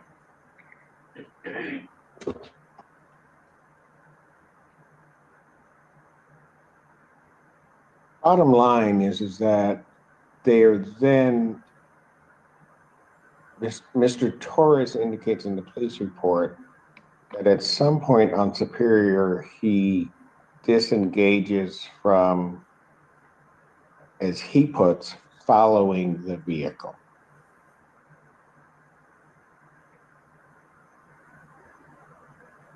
It's best the court's able to determine the distance from that corner of Superior where the turn is made to the railroad tracks. It's approximately 1,000 feet.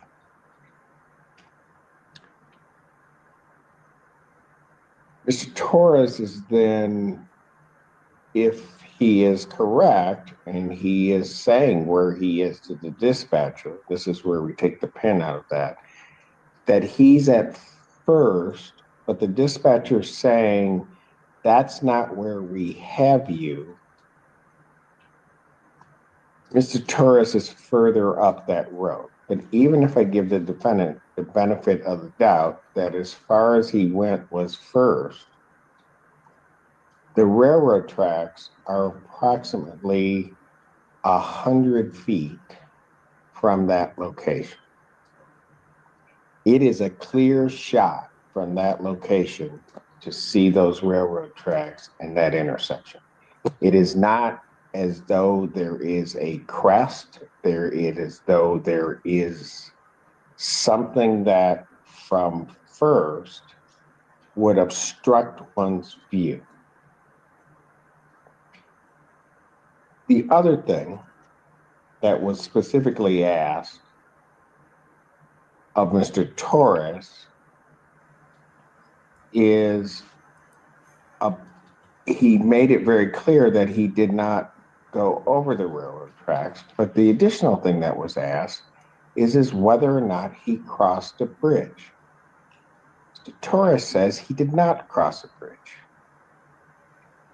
That can't be true, because as you're going up Superior, to get to First, you have to cross the bridge. Moreover, when Mr. Torres is later questioned and talking to the dispatcher, he had to not only cross that bridge once, he had to cross it twice, because he had to go over the bridge and he had to come back to get to the location where it occurred.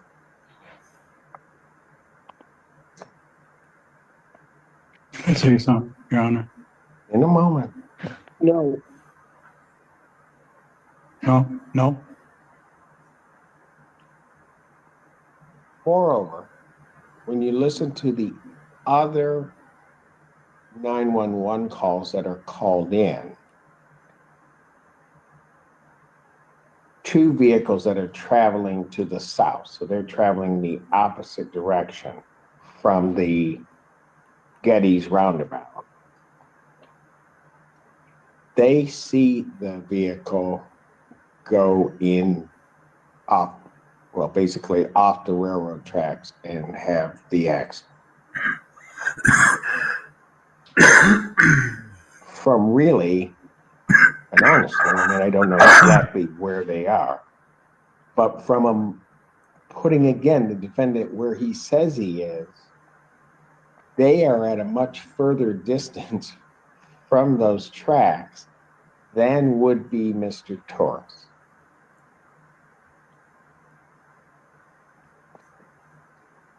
He's much further. Let me preface this by saying, through the other hearings, it was stated to the court that he is nowhere near the tracks and that he is further from the tracks where this occurred that can't be true and everything else be true. It just can't be. He is within 100 feet, really between 80 to 100 feet of that intersection when that vehicle goes off the road.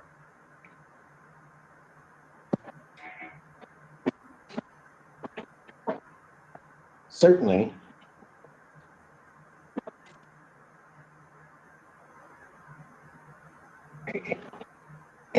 And it also is perplexing from the court standpoint. I thought I understood it initially. When Mr. Torres is telling the dispatcher that he has the license plate of the other vehicle, one is thinking, or at least I was thinking, that he is getting that license plate by following the vehicle. That's not the case. He actually had the license plate of the vehicle prior to it turning onto Superior. Hence, realistically, there is no reason whatsoever for him to have continued.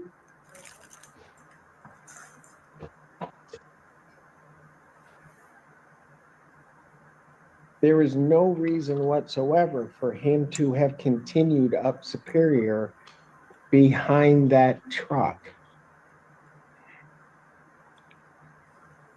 Now, if somebody, and counsel, I will give you an opportunity to address the court on that. And like I said, I'm not here, and I explained to Mom, it's not my province regarding the charge. My province is to mete out the sentence with what's in front of me.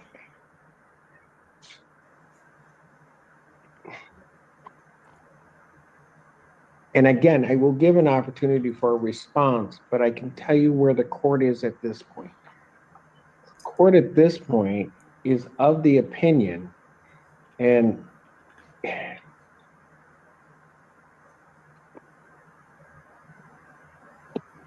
Mr. Torres saw this happen.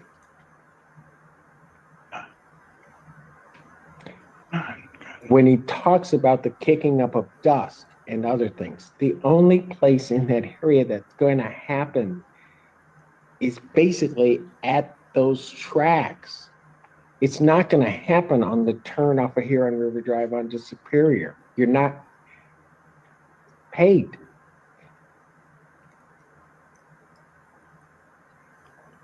And, you know, and I'll just say it. When I look at all of this, I'm having a hard time believing that he's telling me the truth about this. So, Idlin, can you just put that GPS up, overhead?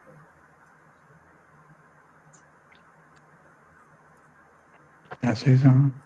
I'll let you, if your counsel believes that should speak, then I will let you speak. But I'm ready.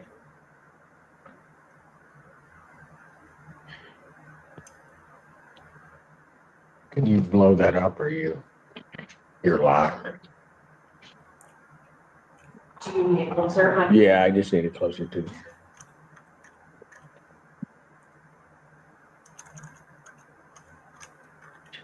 That's good. Right. Yep, right there.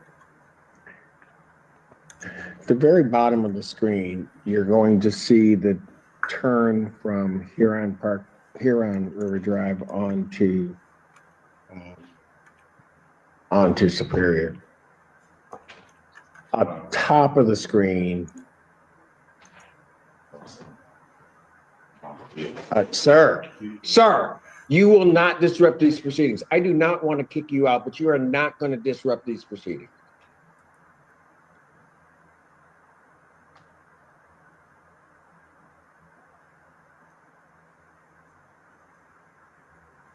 Up at the top of the screen, you'll see the railroad tracks.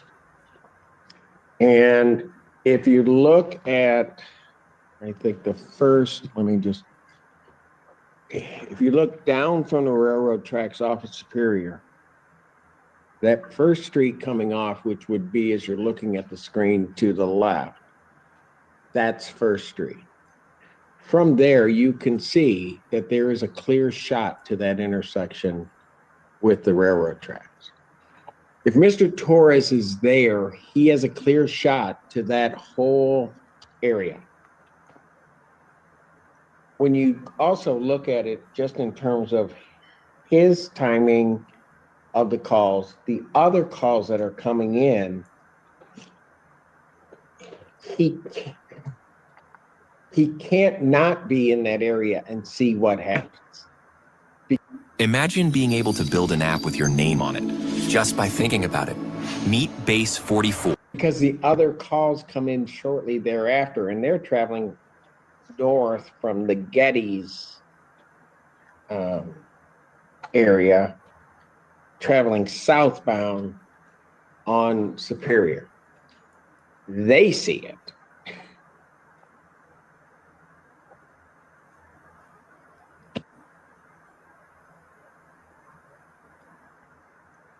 So again, I'm not here, you know, I don't.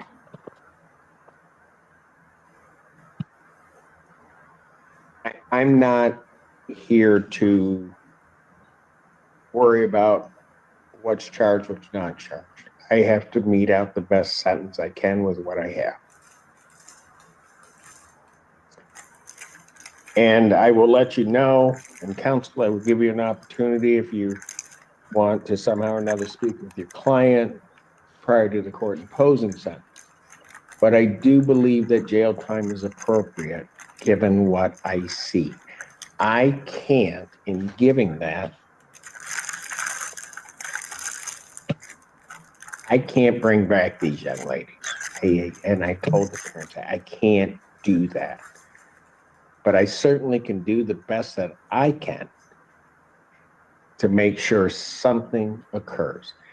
If I believed that Mr. Torres was not present, that it was as it was portrayed to this court, a circumstance where he could not have seen it, that he would have been so far down on Superior that he wouldn't have seen the railroad tracks, then that's where I would land.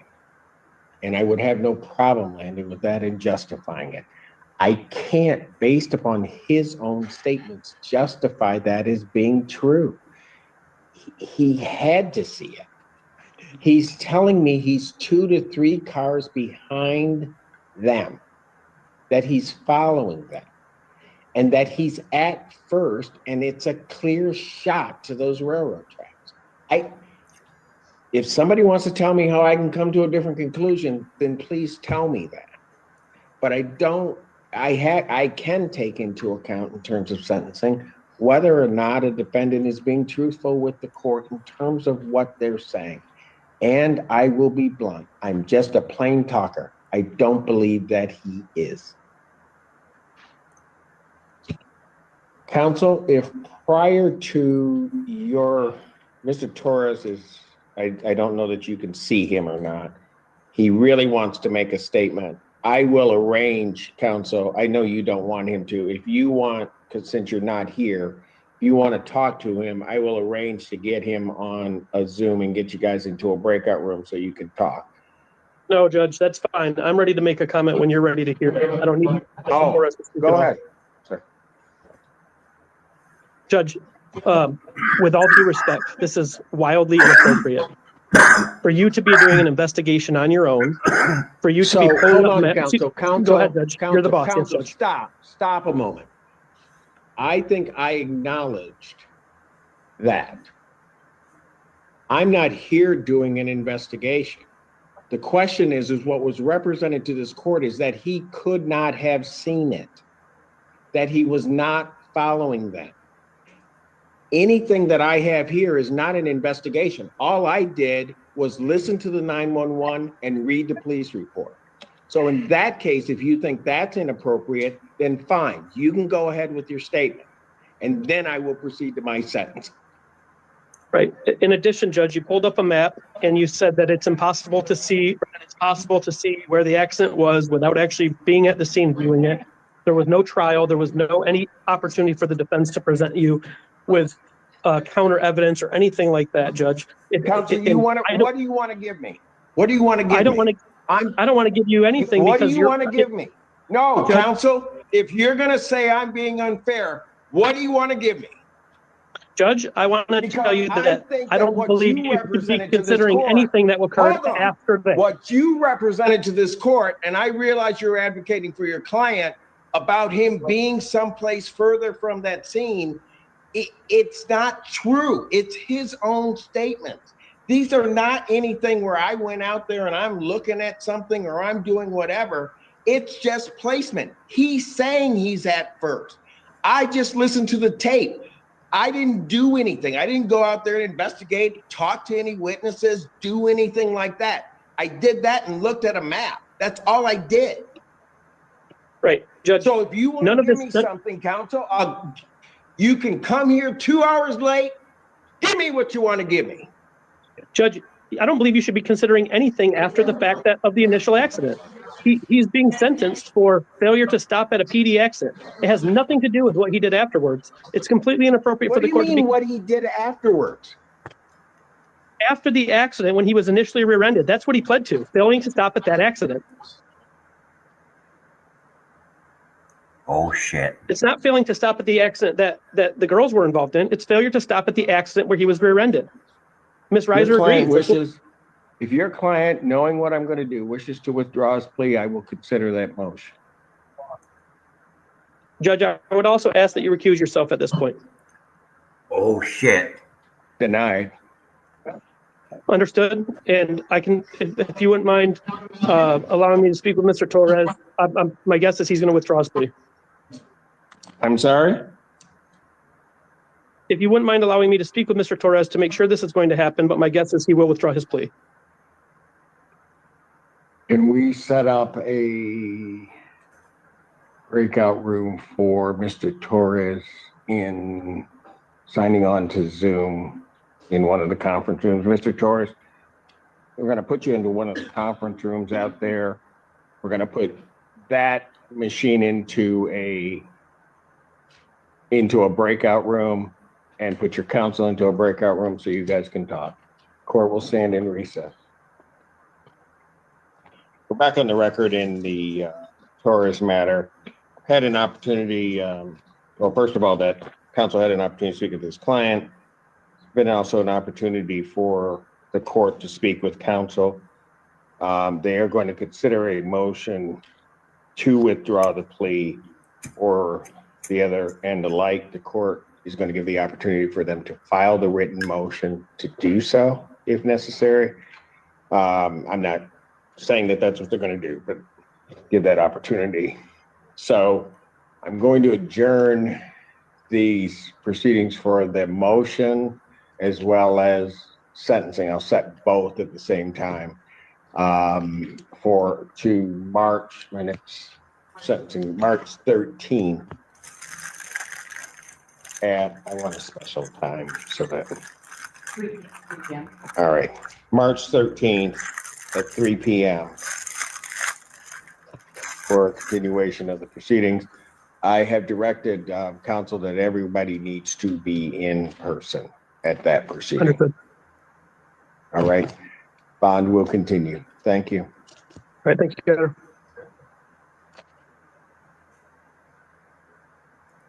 Welcome back. Today we're in Florida with a judge who cuts straight to the point, especially when it comes to sovereign citizens and their fake license plates.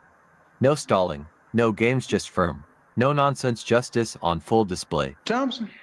You're now the attorney in fact for this state name. No, sir, Mr. Thompson. You know I don't put up with any of that. You understand? Right. Listen to me. Yes, sir. Go ahead.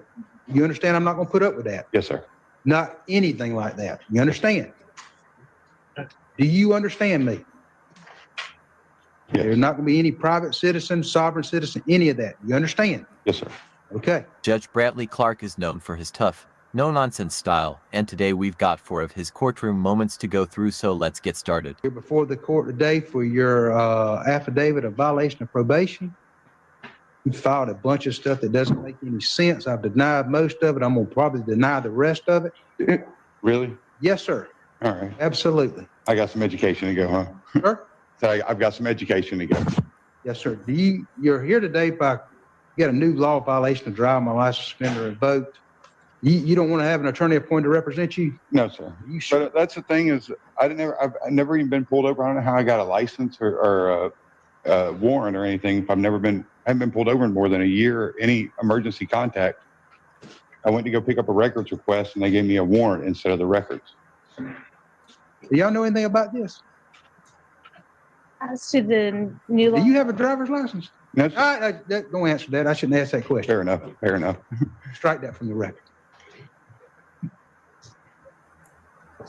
I won't do that if you won't do any other mess. I won't ask you that question. Judge Clark nearly slipped when he asked the defendant to admit driving without a license on record. Had that admission been used, it could have given the defendant grounds to challenge any conviction. Better.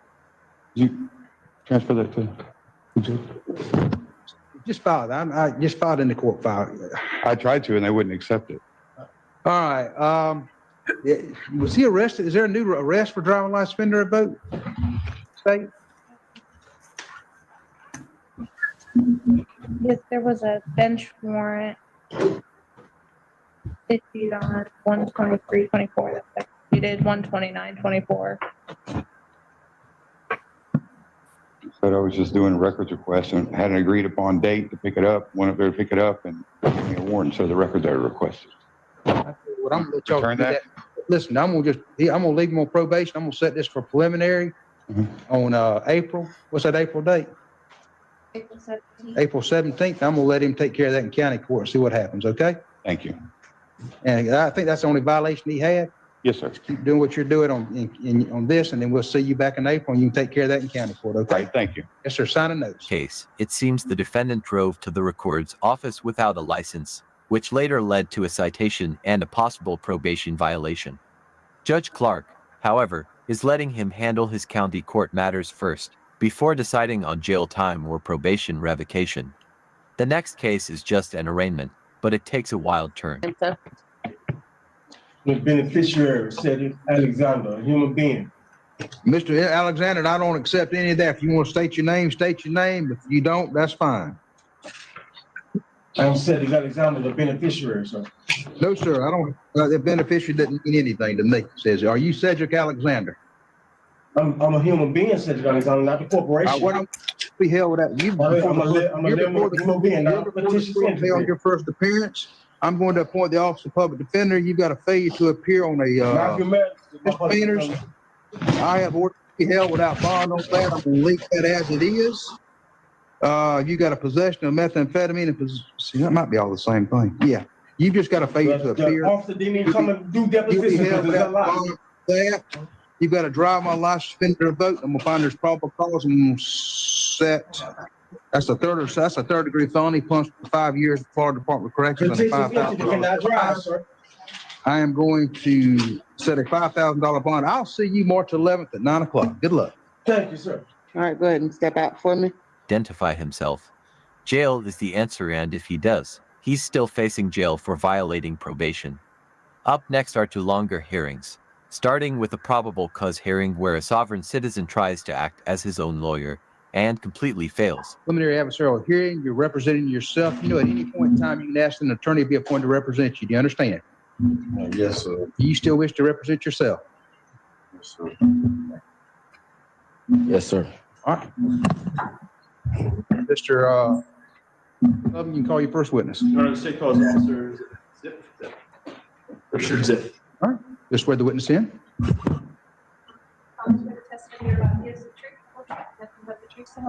I do. You state your name for the record, please. Richard Ziff, Where are you employed?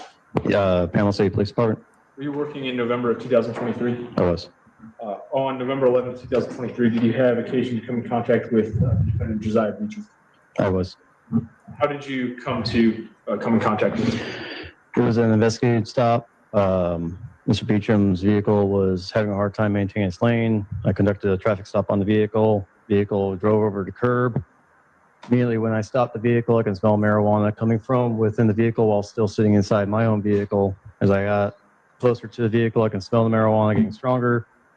When I made contact with Mr. Beecham in the driver's seat, I informed him the nature of the stop, Also told him I smelled marijuana in the vehicle. At that point, Mr. Peachum was saying I was violating the Treaty of Florida, making other statements that he was not driving, he was traveling. Heard every sovereign citizen argument, but this one was new, the so-called Treaty of Florida, which is actually the Adams-Onis Treaty about Spain ceding land to the US and has nothing to do with it. Supposed right to travel. Speaking of travel, I've been joking about so-called travelers across Europe from Dublin to Amsterdam, Prague, and beyond, and none of it would have been possible without today's sponsor, Exter, who sent me their new TSA-approved travel duffel backpack. It's spacious, versatile, and perfect for keeping documents secure. So check out the link in the description and use code SKEPTIC for a discount. Now, let's get back to the case. And at one point, I asked him to identify himself. He refused to identify himself. He began to call 911 and requested a Bay County deputy respond to the scene because he refused to cooperate with me. Officers, if at some point, based on the smell of marijuana, did you search the vehicle and Mr. Beecham's person? I did. During that search, did you locate anything of note, of significance? We found trafficking amounts of controlled substances. I believe we were, one of them tested positive for cocaine. There was marijuana, and we believe fentanyl. Did you find any firearms during the search? There was a firearm located underneath the driver's seat that Mr. Beecham's brain was tucked under that travel pad. But now it's time to let this so-called genius out of its cage, only to watch it crash headfirst into reality. Did you run a criminal records check on Mr. Beecham? We did. Did you find out whether he had been previously convicted of any felonies? He was on inmate release status for a felony. I believe the same charges. No, that's all my questions at this time. Mr. Beecham, any questions? Yes. So did I have a passenger in the car with me at the time? You did. Upon you saying you smelled the smell of marijuana, did I say that I smoked hemp? You did admit to it. I said I smoked hemp, right? You said you smoked marijuana. Sir, did you have on a body cam? I did. And okay. Thank you, Your Honor. So I said, so your body cam was on at the time, and did you get any competent basis on the traffic stop as far as like a recording of that video? I don't have a dash cam. You don't have a dash cam in your car? We don't have dash cams in Panama City police cars. It's cool. And that was failing to maintain the lane. Okay, was it any other traffic on the road? You were the only vehicle. Okay, and how long were you behind me before you actually pulled me over? I was behind you about 2 blocks. Watched you drift over the center line several times. Several times, drift off the line. Did you have to catch up to me? You know, I have a dash cam and rear view cam. I'm probably gonna introduce the, what you call it. Did you actually have to catch up to my vehicle, or? I did not have to catch up that much. I was right behind you. I'm saying that the stretch of the road was, we was traveling on Beach Drive, that's right? Yes. And you were behind me the entire stretch of Beach Drive? No, I was behind you by Balboa. By Balboa is when you got behind me. Okay, and so when did you notify me or the passenger about any of the drugs or gun? Immediately. Immediately? And what was said about the drugs or gun? What did the passenger say? The gun was found after you were already detained. We searched the vehicle and it was underneath your seat. Okay, and was the vehicle registered to me? Vehicle was registered to your girlfriend. Okay. And so where were the drugs or anything found in the vehicle? You had drugs in your pocket. And there was also drugs in the back seat behind your seat. And you found the drugs? I found a bag of white substance in your right front pocket. What about any vehicles in the car? There was a bag in behind the driver's seat that had several other bags that were wrapped in a clear plastic baggies that was behind your seat. Okay, and so what did you question the passenger on? That would be my partners who questioned the passenger. I questioned you. Yes, and what did I admit to any of the drugs? You refused to talk to me other than saying I was violating the Treaty of Florida. Exactly. And so you notified me on drugs being found in the car on the scene, you're saying? Everything was notified to you. I tried reading you implied consent. You refused to actually listen to me. You kept on saying I was violating the Treaty of Florida and you.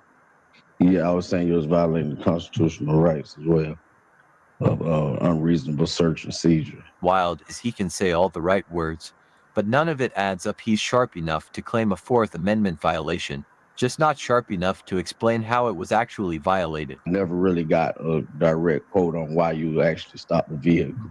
His all body came up. Okay. And so you never had a conversation with the passenger? I was mostly talking to you and searching the vehicle. I believe my sergeants wanted to talk to Mr. Wheeler. Okay, and so you saying your passengers, your other one of your partners found the drugs that was actually in the car? I found drugs in the vehicle. Oh, you found the drugs in the vehicle? Yes. Behind the driver's seat, you're saying? And the objection. Ask your next question. Okay. And you did already admit that I said I admitted to smoking hemp. Okay. And your vehicle is not, you say they don't got dash cams. Okay.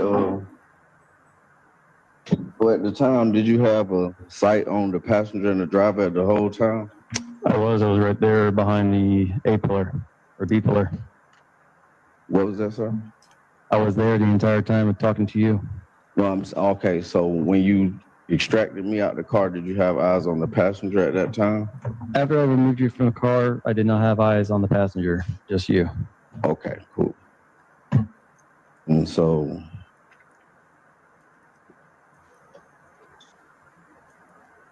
in your report, you never wrote a ticket for the failing to maintain lanes, nor did you mention it in your affidavit of complaint.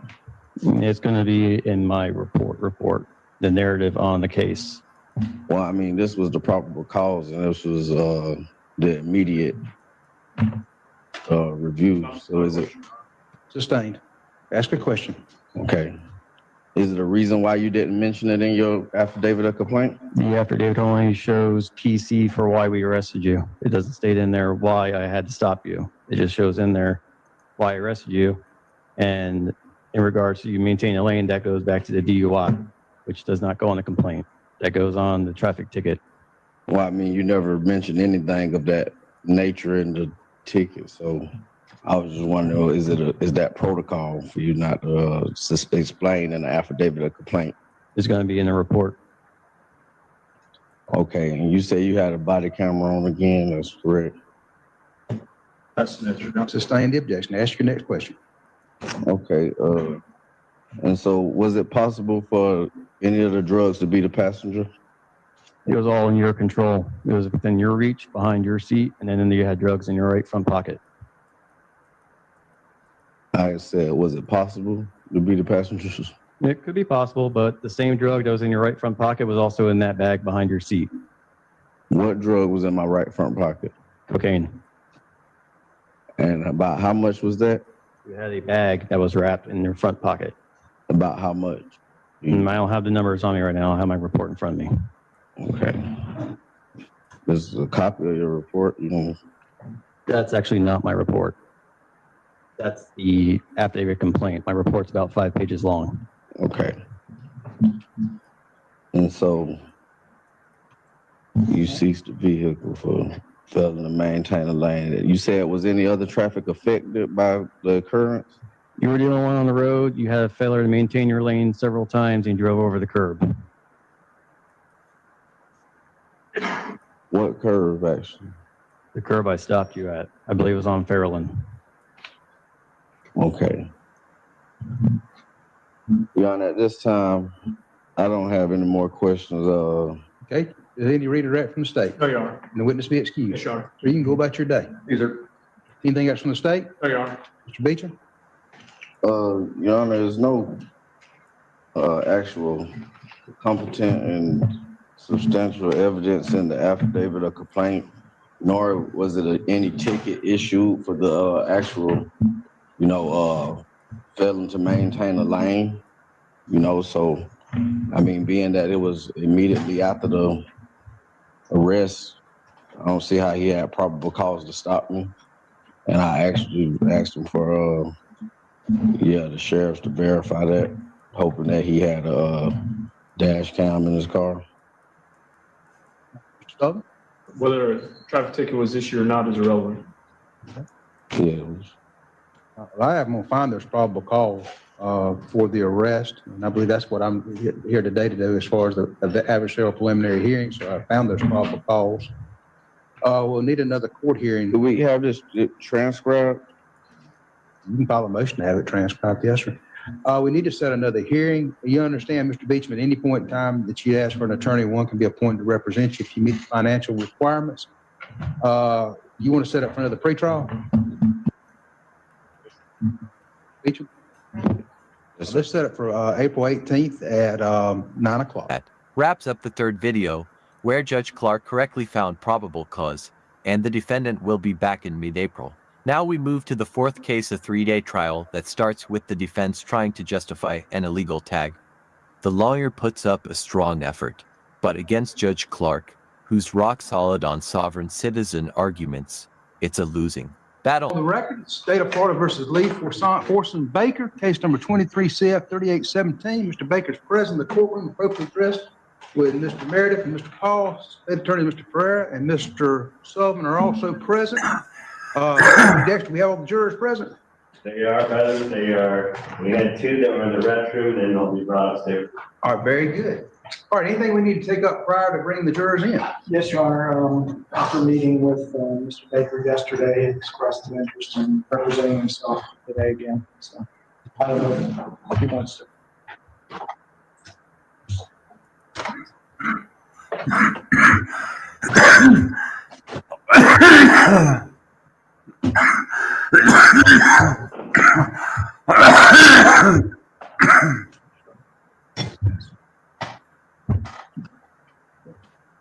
I'm not sure whether he wants to represent himself or not, because the state is, the second thing I would address is the state's filed a motion in limine that we object to.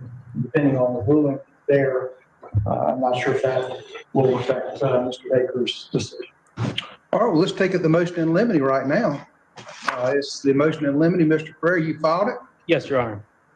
The state is moving, Your Honor, to exclude testimony of 2 things. First is testimony for the legality of his license plate, or any sort. My understanding is that Mr. Meredith intended to elicit testimony about the origin of the license plate. We feel that probable cause is enough already with the rolling stop, that it would be irrelevant. The defendant is no longer in charge of any type of traffic offense. They're not legal defenses to the charge that he's brought with fleeing to, eluding, in the possession of drugs. Your Honor, the state intends to introduce some body cam from Officer Elkins as in relation to the original stop. And Mr. Baker has his hands out of the window and is talking to the officer about what the reason for the stop is. There is a tag that's on there. In the edited version of the body cam, it is mentioned that the 2 reasons for the stop were rolling through a stop sign and either, I can't remember if it was bad tag or no tag or whatever. But I think that it's important for the jury to understand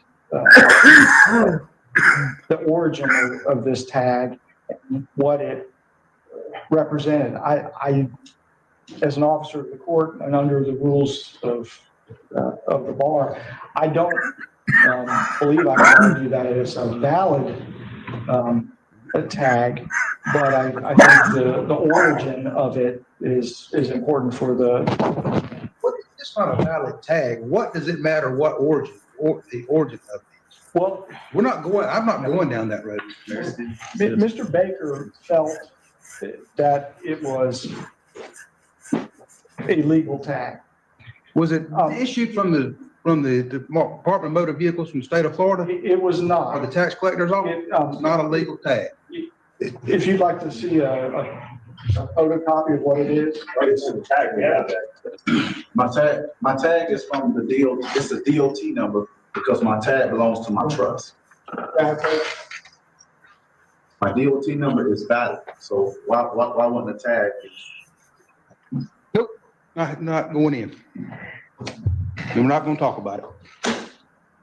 Can I put anything on the record? You can put it on the record, but I'm telling you, I'm not, anything that's not a legal tag from the state of, from one of the states of the United States, or I guess. It is. You got the information yesterday. He emailed you the information where the tag came from and what was going on with the tag.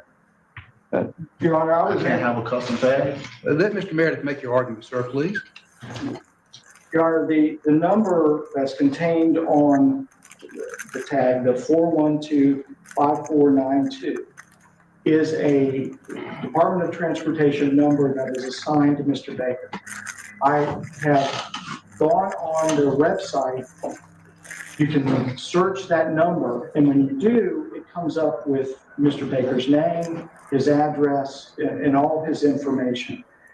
Now, depending on what we're allowed to do, his testimony would be as to how he obtained this and had gone through and got it from a third party in New Jersey.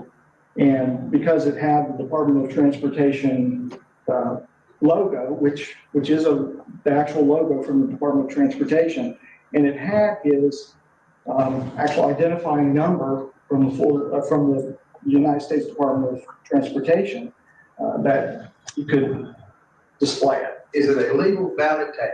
Can you make that argument? Yes. I cannot. Okay, it's not coming in. When you run the tag number, It's not coming in, it's not on the record, and also the state's not charged you with a improper tag. Exactly.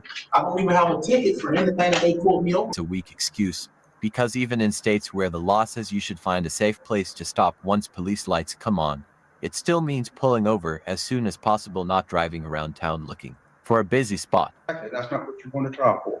All right, Mr. Meredith and Mr. Pereira, anything else on that, Mr. Meredith? I think that's paragraph 1, but there's a second paragraph. Right.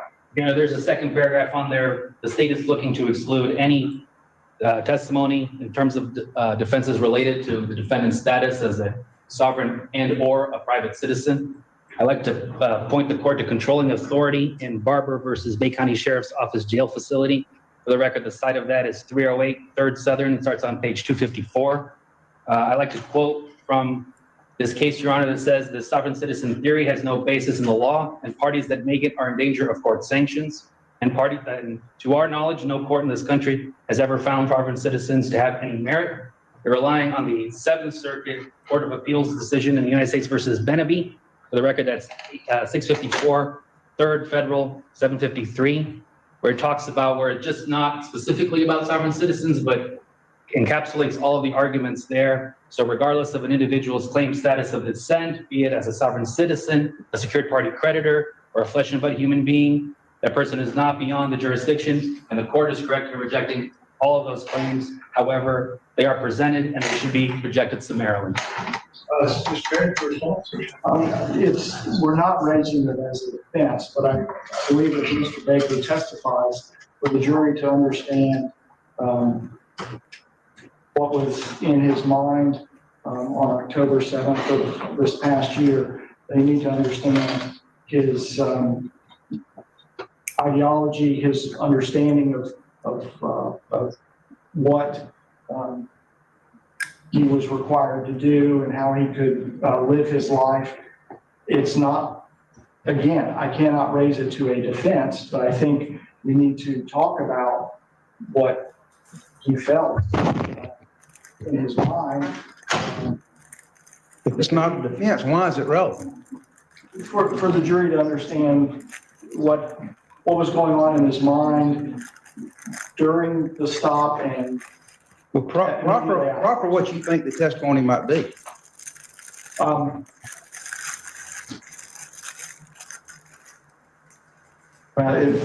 It goes back partially to the tag, but he had thought he had registered the tag properly through the United States Department of Transportation. Mr. Baker, that's enough. He had a license that wasn't from the state of Florida. It was international license, but his license was suspended in the state of Florida. But when he was stopped, again, he was trying to ask the officer what was the purpose for the stop. The officer, immediately upon exiting his vehicle, prior to any fleeing, unholstered his service weapon, pointed it at the defendant, and began yelling at him to turn the car off. And after 30 to 40 seconds, fearing for his life, Mr. Baker left. What does that have to do with being a private citizen or a sovereign citizen or anything like that? In his mind, the basis of the state is now going forward on is a roll through a stop sign, which we dispute. But he does not think that he did not stop, and he was trying to ask the reason for the stop, and he didn't get any answer. He just got a gun being pointed at him with an aggressive officer. I mean, I understand all that, and I think all that may be relevant to that. I mean, you make it, but what about a private citizen or a sovereign citizen? What does that have any relevance? Well, he doesn't consider himself a sovereign citizen. A private citizen. It's just his mindset as to why he would act in the manner that he did, and the subsequent actions that he took to get out of what he perceived as danger. But I understand that. I mean, I don't know that that's not irrelevant. I mean, I don't know I say that might be relevant. But what about the private citizen and that's the issue right now, according to the state.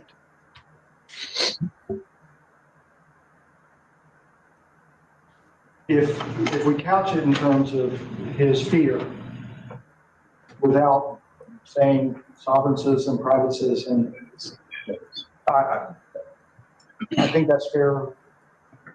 Is there any objection to that?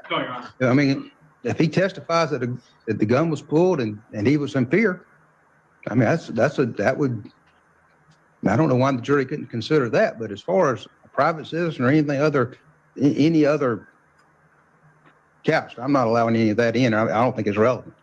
Well, and we weren't using that as a defense, just for. I understand, but I'm not. We're not going down that road at all. But now, if there's testimony that what you've couched, I mean, I think that is relevant. And I understand the court's ruling. I'm concerned that with my client being able to abide by those and being able to control his answers. Okay. Well, let me just say that if when there's an objection made, that I will come sidebar a couple of times, and then if I have to, it'll be in front of the juror, my rulings and why my rulings are what they are. Fix the microphone, you can speak directly into the microphone, and Mr. Meredith, you may inquire whenever you're ready. Mr. Baker, if you would tell the jury your full name. Lee Baker. Lee Forzon Baker. You're a junior? Yes. Now, where in Bay County do you live? Lynn Haven. Now, how many felony convictions do you have? 8. I want to direct your attention back to October 7th of this past year. Did you see Miss Ivy? Yes. And who is she to you? Just someone I'm intimate with. And how long have you known her? About 2.5 years. Is it routine for you to see each other and Yeah. couple places together? Yes. Now, on that, we're talking about October 7th, that's early in the morning. It was the night of October 6th into the 7th. About what time did you go to see Miss Ivy? I said about 12. I got over there about 11:30, 12 o'clock. And what was the point of you visiting her that morning? I was going to get the key because they were going out of town. So I ended up hanging out for a little while. We ended up watching a movie, having sex and stuff like that. Then we left the house. When you're leaving her house, where were you heading? I was actually headed to see a friend of mine. I was going to see a friend of mine, take her with me. We was actually got to go hang over there for a little while before we went back to her house. Now, so at some point in the morning, you were prepared to leave the trailer park and go see your friend. Yes. Now, did you notice a Springfield police officer there in the trailer park? No, I didn't. At some point, did you see him? Yes. Once he got behind us and got ready to put his lights on. Okay. And was that in the trailer park or out on? Out of the trailer park. I'm sorry? Out of the trailer park. Now, is there a stop sign going from the trailer park out onto Everett Avenue? Yes. Did you stop at that stop sign? Yes, I did. Now, early that morning, was there any traffic on Everett Avenue or in the trailer park? No. And approximately where were you when you noticed the officer behind you? When I turned on Everett Avenue, I noticed there was an officer because how close he had got up behind us right before he turned his lights on, and I made a left. Okay. And that's the left onto the 6th? 6th Street, whichever one of those. I can't remember which street it was exactly, but I know I made a left. Now, you didn't stop there on 6th? No. And why was that? Now, I kept going because I was trying to get somewhere safe, actually. But I wanted to get where there was a lot of traffic at. So that's why I really went to East Avenue, so I can get on the main highway somewhere where traffic is going by and people can see. So I wanted to get somewhere safe where I can, before I.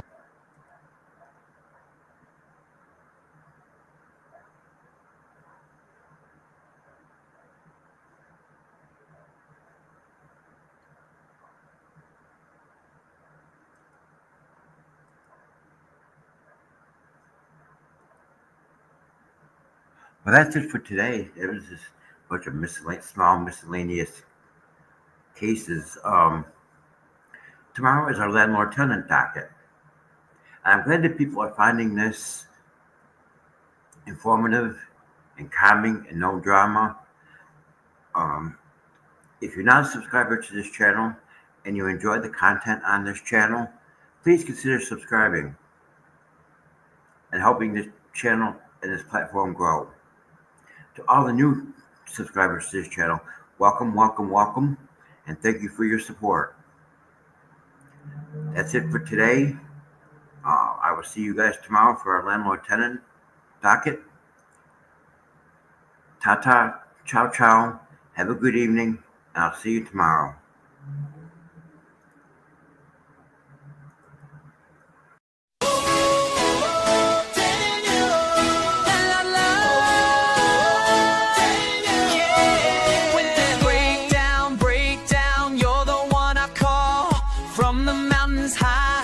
Come down to it all with your tools in hand, making magic flow.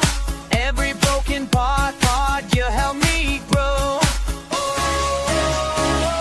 You fix it all, fix it all. You fix it all. Daniel, you make it right. Daniel, everything's right when I'm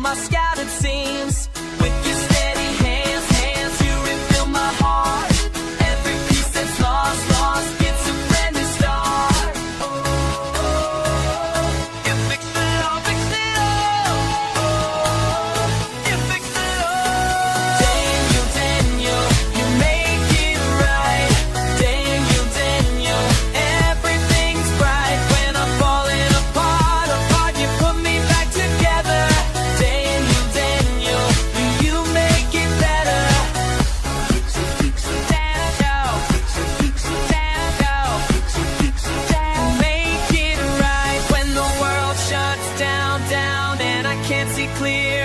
You're my solid ground, always drawing near.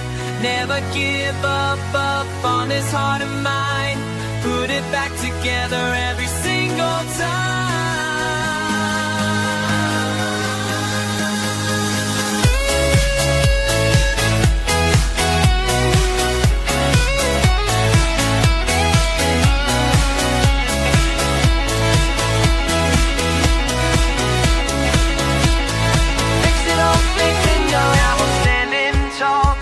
To all you do, from the highest peak, I can see it through.